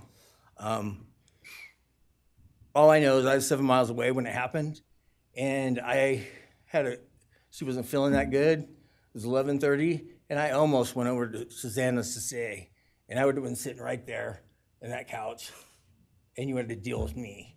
So they would have had a chance, and I regret that, and I regret not going. But the reason why I didn't is because Susanna said, don't be drinking and driving. You got the rental car, don't be drinking and driving, you know, the week before that. So she would have been mad at me to do that. But I really wish I would have drunk and drove, you know, because they would have had a chance, all four of them.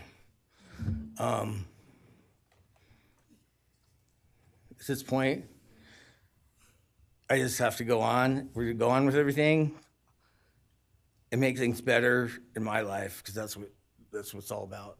If I have closure in things, and the part that we miss is Santa, her influence, her smile, the things that she did, and we have the memories left, the great memories, and she just wants us to make more memories and not be sad or upset or shocked or taken for that, you know?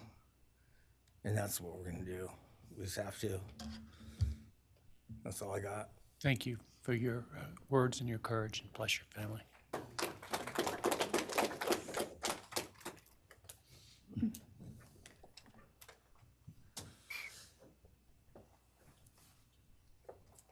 Next, Kim Kernodle would like to address the court.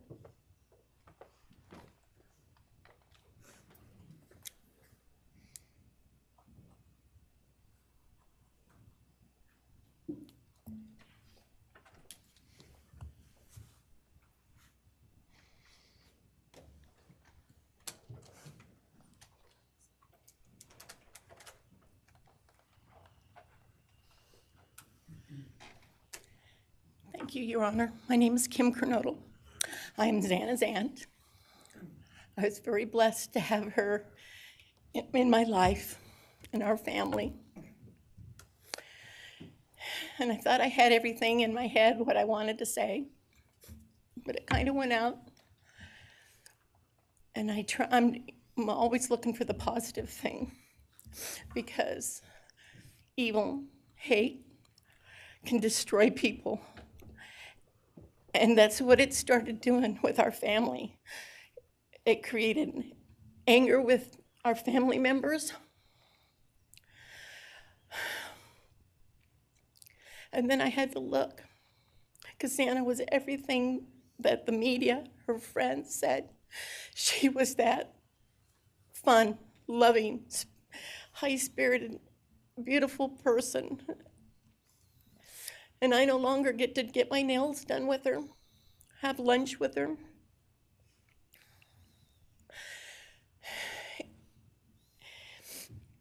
Sorry. But how I look at it now is this tragedy, this horrible tragedy on all of the 4 children, has brought us closer. You united us with your actions. We're united now, and we're stronger than ever. We have family and friends now that we never knew we had. And, you know, this is probably going to bother everybody, but Bryan, I'm here today to tell you I have forgiven you, because I no longer could live with that hate in my heart. And for me to become a better person, I have forgiven you. And anytime you want to talk and tell me what happened, get my number. I'm here, no judgment, because I do have answers or questions that I want you to answer. And I'm here. I'll be that one that'll listen to you, okay? Thank you, Your Honor. Thank you very much. My name is Stratton Kernodle, and I'm Xana's uncle, Jeff's brother. Sitting here today listening to all the stories and feelings and feeling the pain from everybody is a pretty powerful thing. It's each time a statement was read, it sort of would tug into my center core as I felt everybody's anguish. And Xana meant a lot to us, and we loved her very much. But I started thinking about, instead of rehashing everything that everybody else has talked about, I wanted to direct it another direction toward Bryan and what he's done to his family, his parents, his siblings, his friends, his universe. He has contaminated, tainted their family name, and pretty much made a horrible, miserable thing to be ever related to him. And I know that that's what he has to live with, and that has to be his pain. And that's all I have to say. Thank you.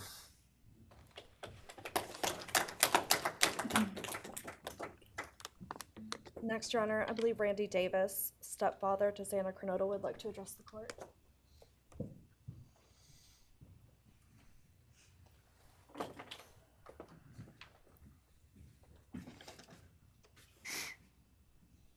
Hi, my name's Randy, stepdad of Xana. I just feel the same way we all do. All of us are united because of something that happened, and I am grateful to know and have met some new family because of this awful event. But this is probably the last time we're all gonna be in the same room together, let's be real. So I can say, I love you all, and I feel your pain, and just God bless us all, you know? Just get through it. I had stuff wrote up, it was probably best I didn't read it out. Probably get kicked out of here, so. You know, I'll share one thing to you guys, not to you, with Xana. So, I was working in North Dakota and came home, and Jazzy and Xana had taken our son Elijah and put him in a dress, makeup, and it was awful, you know.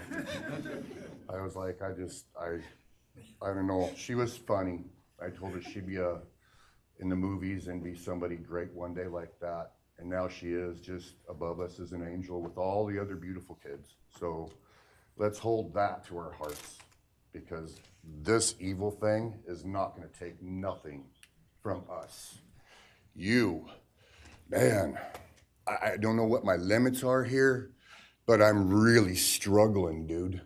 I am struggling, so I want to just be out in the woods with you just so I can teach you about loss and pain. I love God. I wouldn't take your life, that's up to him. But I guarantee you, you are weak. God, I would just give a moment, man, 5 minutes out in the woods. Oh, man. Ooh. You're gonna go to hell. I know people believe in other stuff. You're evil. There's no place for you in heaven. You took our children.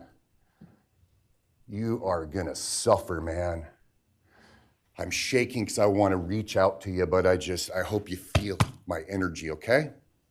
Go to hell.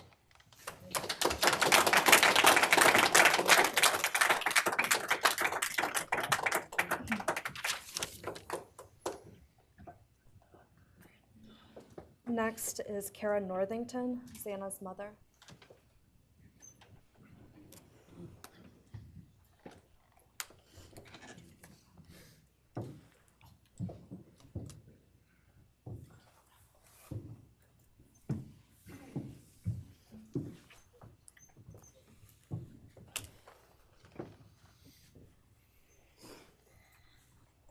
I'm Kara Northington. I am Xana Kernodle's mother.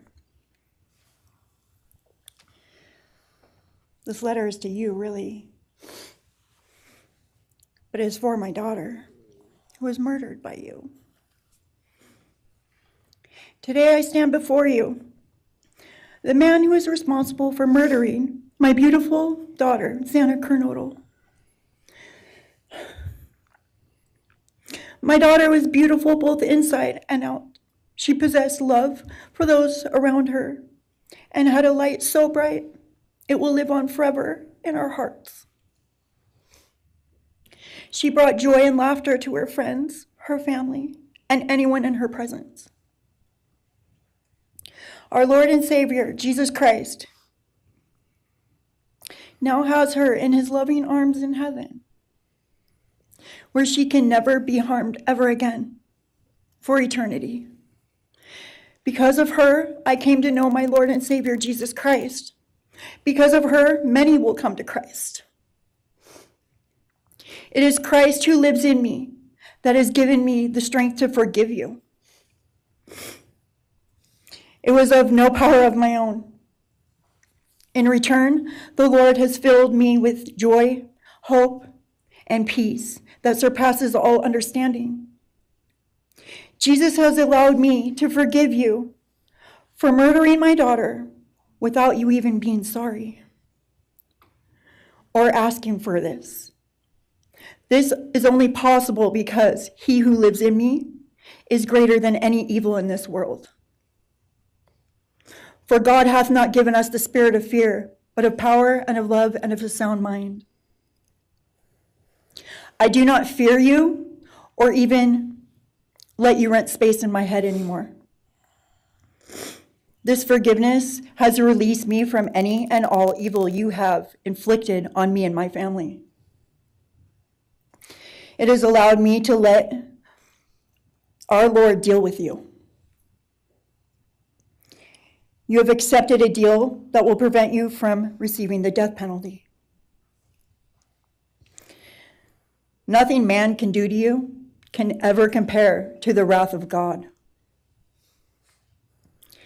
Inevitably, you will stand before our Lord and will have to answer to him over the sins you have committed in murdering our children. I pray you come to the end of yourself before that day. Whether you like it or not, heaven is for real, and so is hell. The innocent life of Xana that you stole from myself and my family, and the destruction it has caused. I am washing my hands of you and turning you over to my Lord and Savior, Jesus Christ, whom vengeance belongs to. In closing, I want to read a passage from the Bible, Ephesians 6, King James Version. Finally, my brethren, be strong in the Lord and then in the power of his might. Put on the whole armor of God, that ye may be able to withstand the wiles of the devil. For we wrestle not against flesh and blood,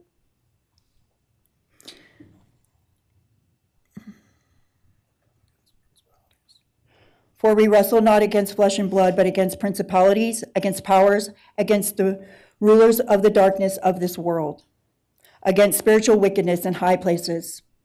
Wherefore, take unto you the whole armor of God, that ye may be able to withstand in the evil day, that ye may be able to stand in the evil day.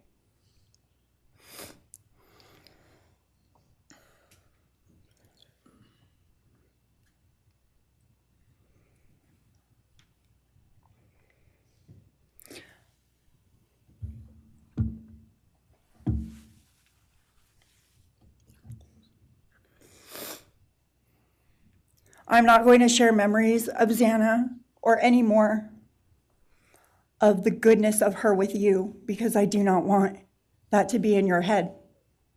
I don't want it to be in your head. You don't deserve that. You don't deserve our good memories that we have.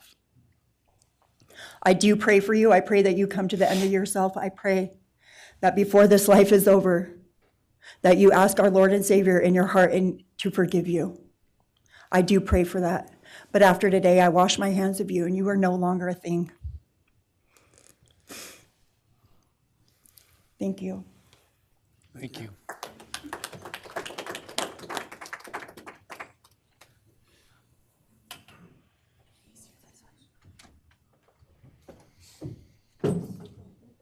I don't believe the state has any other victim impact statements. Okay.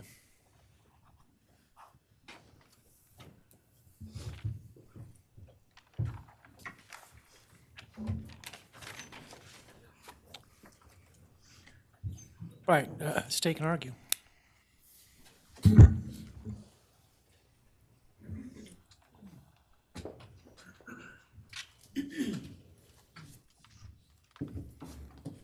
Thank you, Your Honor.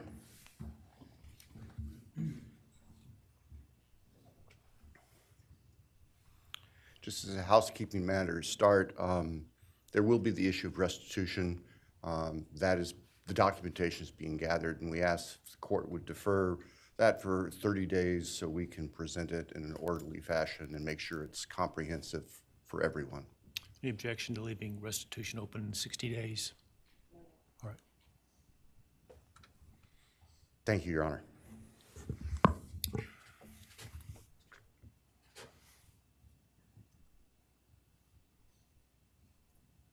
I think it's necessary and appropriate to share for everyone here, including the court, the background that brings us in front of Your Honor today for these proceedings. As the record reflects, and as everybody in this courtroom knows, the defendant has pleaded guilty to all 5 counts charged in the indictment. Under oath before Your Honor, he has admitted that the charges against him are true. He has reassured the court that he has not been coerced or threatened to make those admissions. And Your Honor did an extraordinary job in taking the pleas back on July 2nd. We appreciate the court's discipline and insight.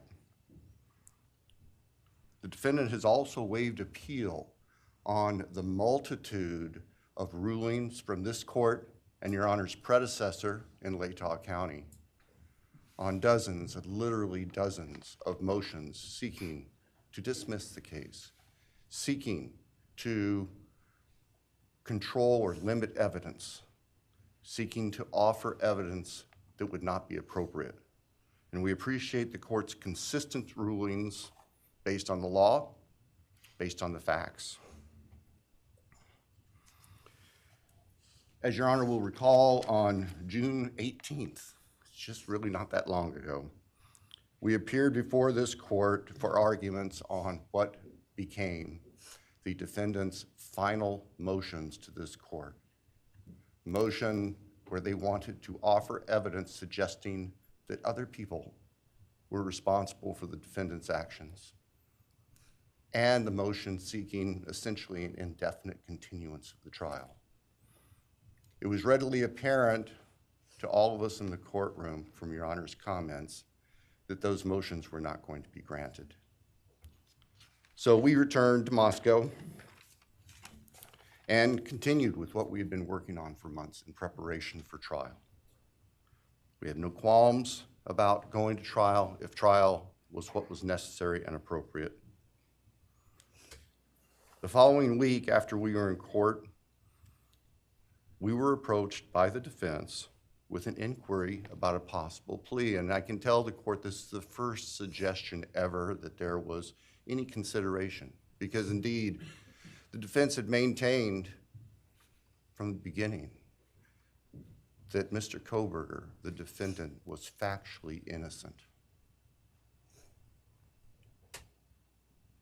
It's clear that the reality of the evidence and the case that had been investigated and prepared and that we were ready to present in court became a reality. Our reaction, among other things, was to reach out to all the families.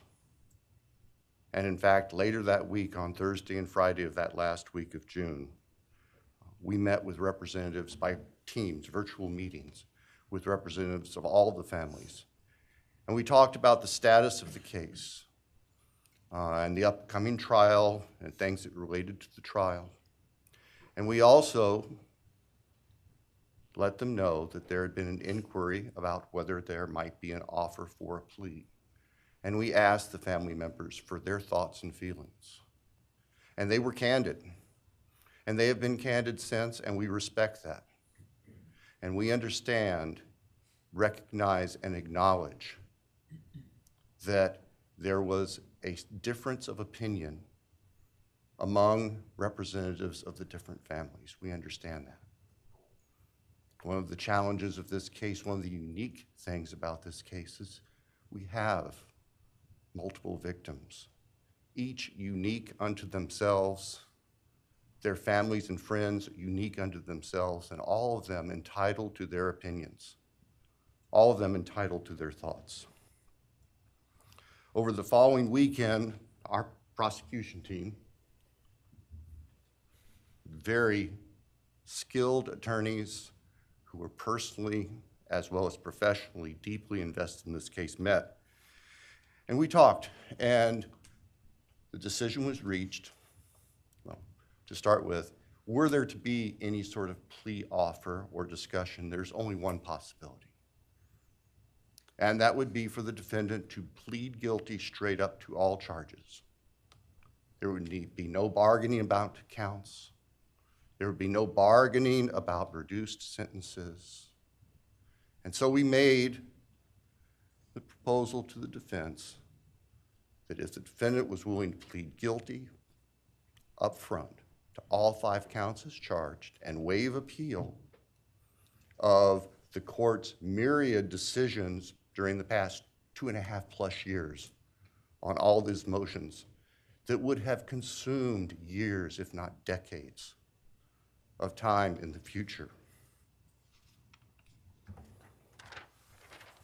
By the end of the weekend, we were notified the defendant was prepared to plead guilty as charged and factually acknowledge his responsibility in court for these horrible crimes.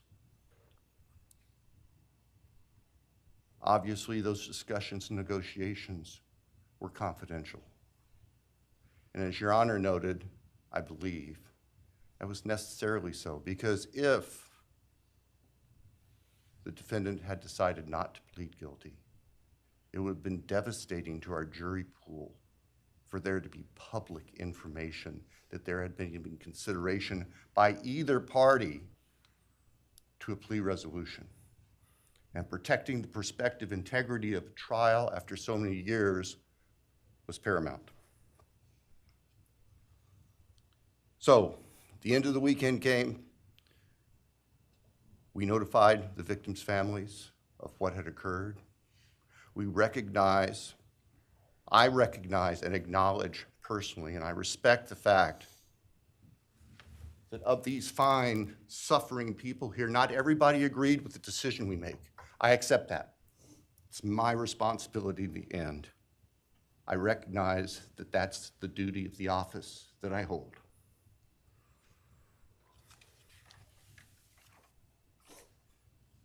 So now, it is time for the judicial system to impose final judgment and close the door on this chapter of these tragedies. As the court is aware, by the agreement of the parties, it is the state's prayer. Perhaps have the Elmo police turned on.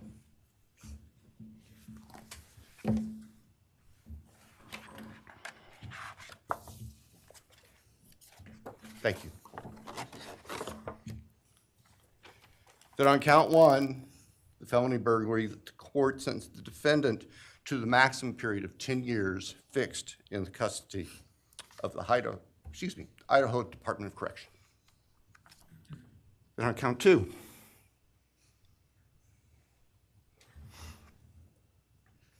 that the court sentenced the defendant to fixed life for the murder of Maddie Mogan. On count 3, that the court sentenced the defendant to fixed life for the murder of Kaylee Gonzalez. On count 4, that the court sentenced the defendant to fixed life for the murder of Xana Kernodle. On count 5, that the court sentenced the defendant to fixed life for the murder of Ethan Chapin. And the state further prays that these sentences be ordered to run consecutively, back to back, not at the same time, to recognize and respect the unique individuality of each of these beautiful young people whose lives were taken brutally and for no reason.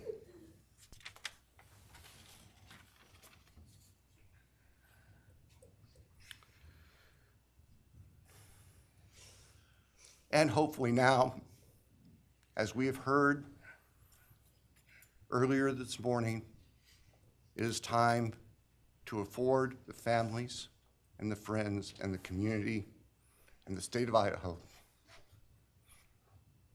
and the nation and the world to move forward. We can't undo, and we can never undo, the horror of what occurred on the early morning hours of November 13th, 2022 at 1122 King Street in Moscow, Idaho.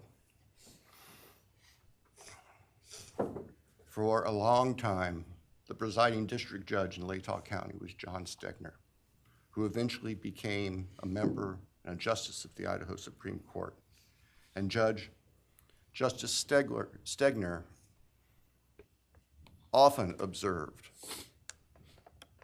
that even God cannot change the past.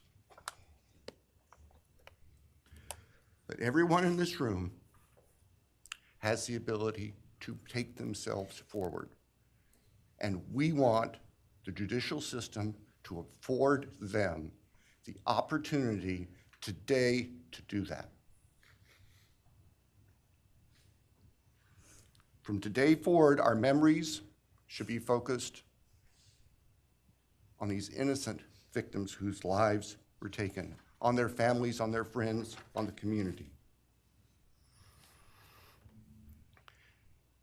The court has heard discussion, talk today, reminiscences today about a special family that our victims shared, not just their natural, legal, and biological families, not just their university family within their sororities, for example.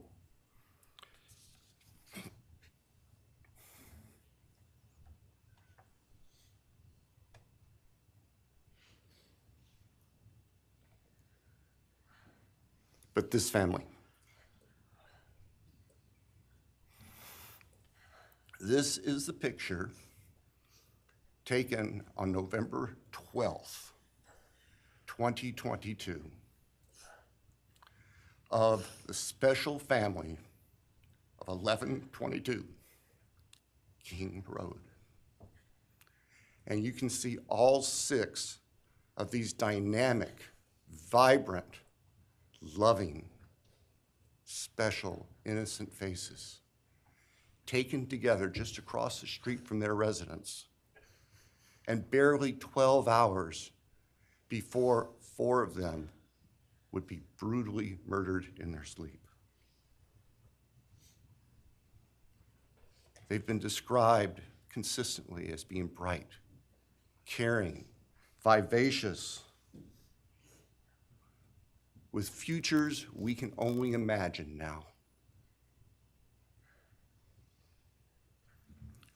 But they were, and they remain, a special family that I think we should all recognize and appreciate.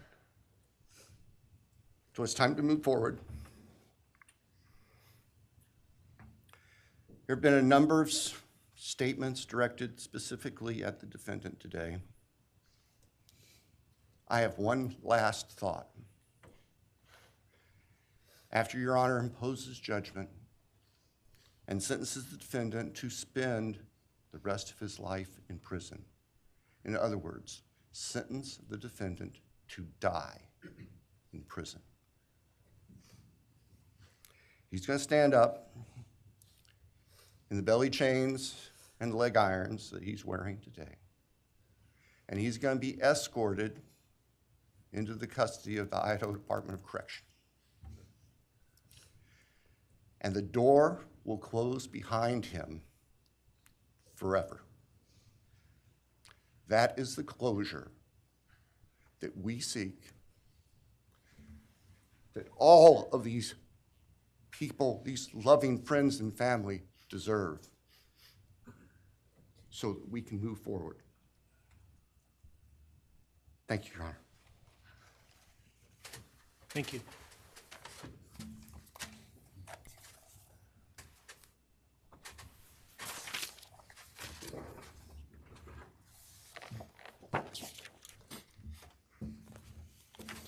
All right, does the defense have evidence to present today?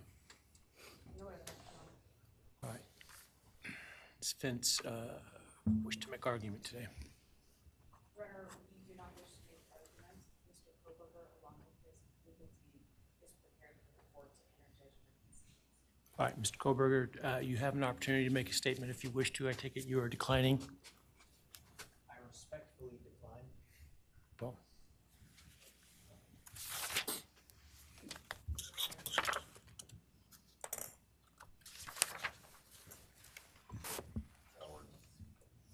please.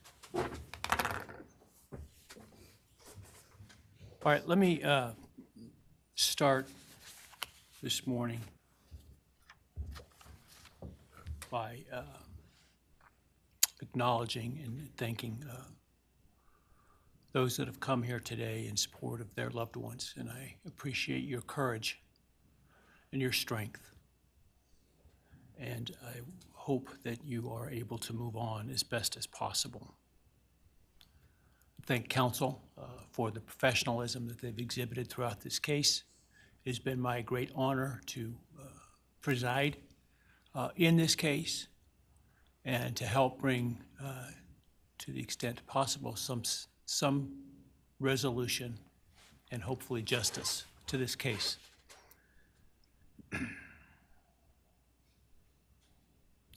During the quiet morning hours of November 13, 2022, a faceless coward breached the tranquility of 6 beautiful young people and senselessly slaughtered them, 4 of them. Who committed this unspeakable evil was unknown for several weeks, but due to the killer's incompetence and outstanding police work by numerous local, state, and federal law enforcement agencies, the person that slithered through that sliding glass door at 1122 King Road now stands before the world and this court unmasked. This unfathomable and senseless act of evil has caused immeasurable pain and loss.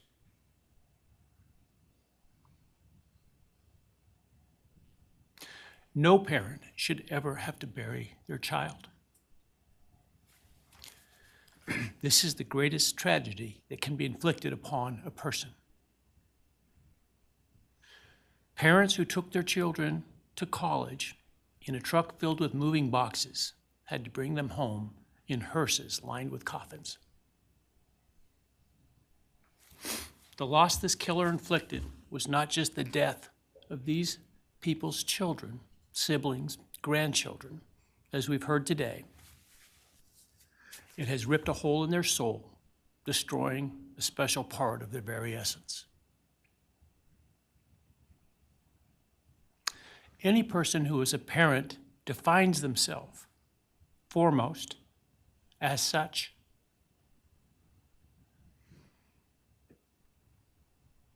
It is their existence and purpose of being. And it has been stolen from these parents.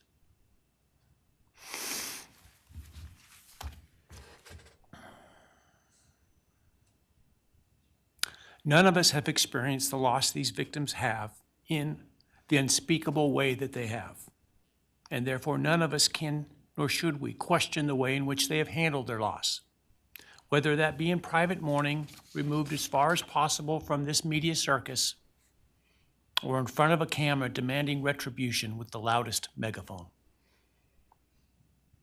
I've listened intently to the stories and pain that have been shared today, with great awe at the courage and resilience of the surviving family members of those wonderful children. I've listened also to the surviving roommates, both in person and through their friends.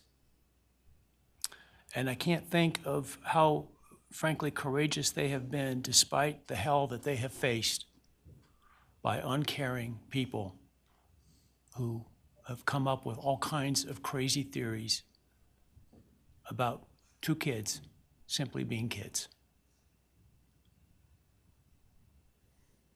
The parents, siblings, and other family members who have spoken today are designated as victims in our legal system. But going forward, I hope that they can shed that label, as it gives too much power to the evil that condemned them to that role. They are and should be known as survivors, fighters, and foremost as witnesses to the tremendous lives of value and unbounded promise of these four young people. But those speaking today and those who did not speak, but who carry this same burden, this same loss, now carry forward the memories of these now perpetually young people, these forever children.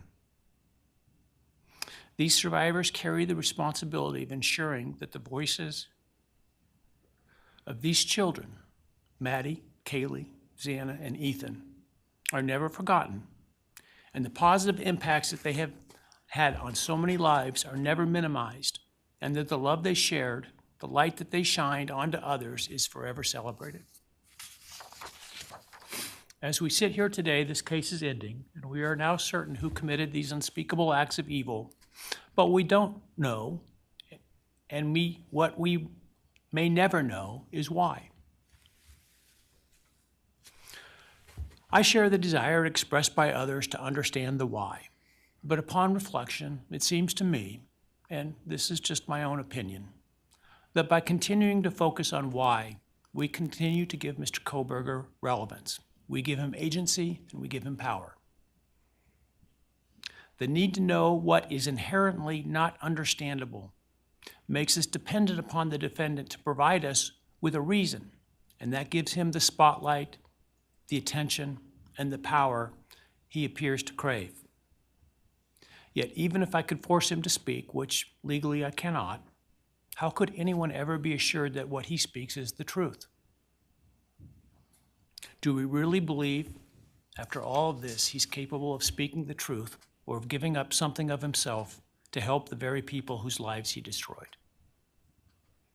Rather, I suspect the so-called reason would be dished out in enticing, self-serving, and aggrandizing untruthful bits, leaving people wanting more information, more insight, and thus enhancing even further the power he seeks to hold.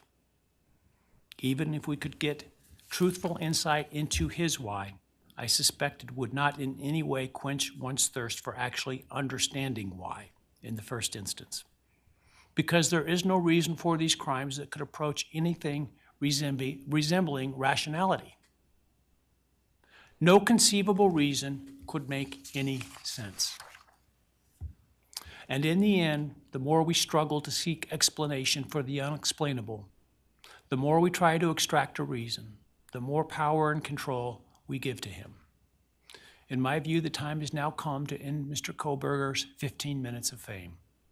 It's time that he be consigned to the ignominy and isolation of perpetual incarceration.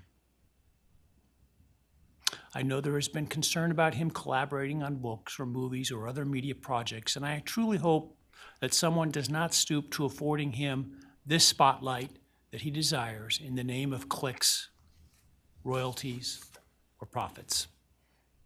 While criminal behavioralists should study him away from the spotlight in an attempt to prevent other would-be killers from acting on their worst impulses, There should be no need for that to spill over into the public eye. The great Idaho jurist Edward Lodge was known for trying to find something positive about every person he ever sentenced. And with over a half a century as a trial judge, that was a lot of people. This was often challenging, and I recall in one case he said that the best he could come up with was the defendant had good penmanship. Truth be told, I'm unable to come up with anything redeeming about Mr. Kohberger because his grotesque acts of evil have buried and hidden anything that might have been good or intrinsically human about him. His actions have made him the worst of the worst. Even in pleading guilty, he is giving nothing hinting of remorse or redemption, nothing suggesting even a recognition or understanding, let alone regret for the pain that he has caused. And therefore, I will not attempt to speak about him further, other than to simply sentence him so that he is forever removed from civilized society.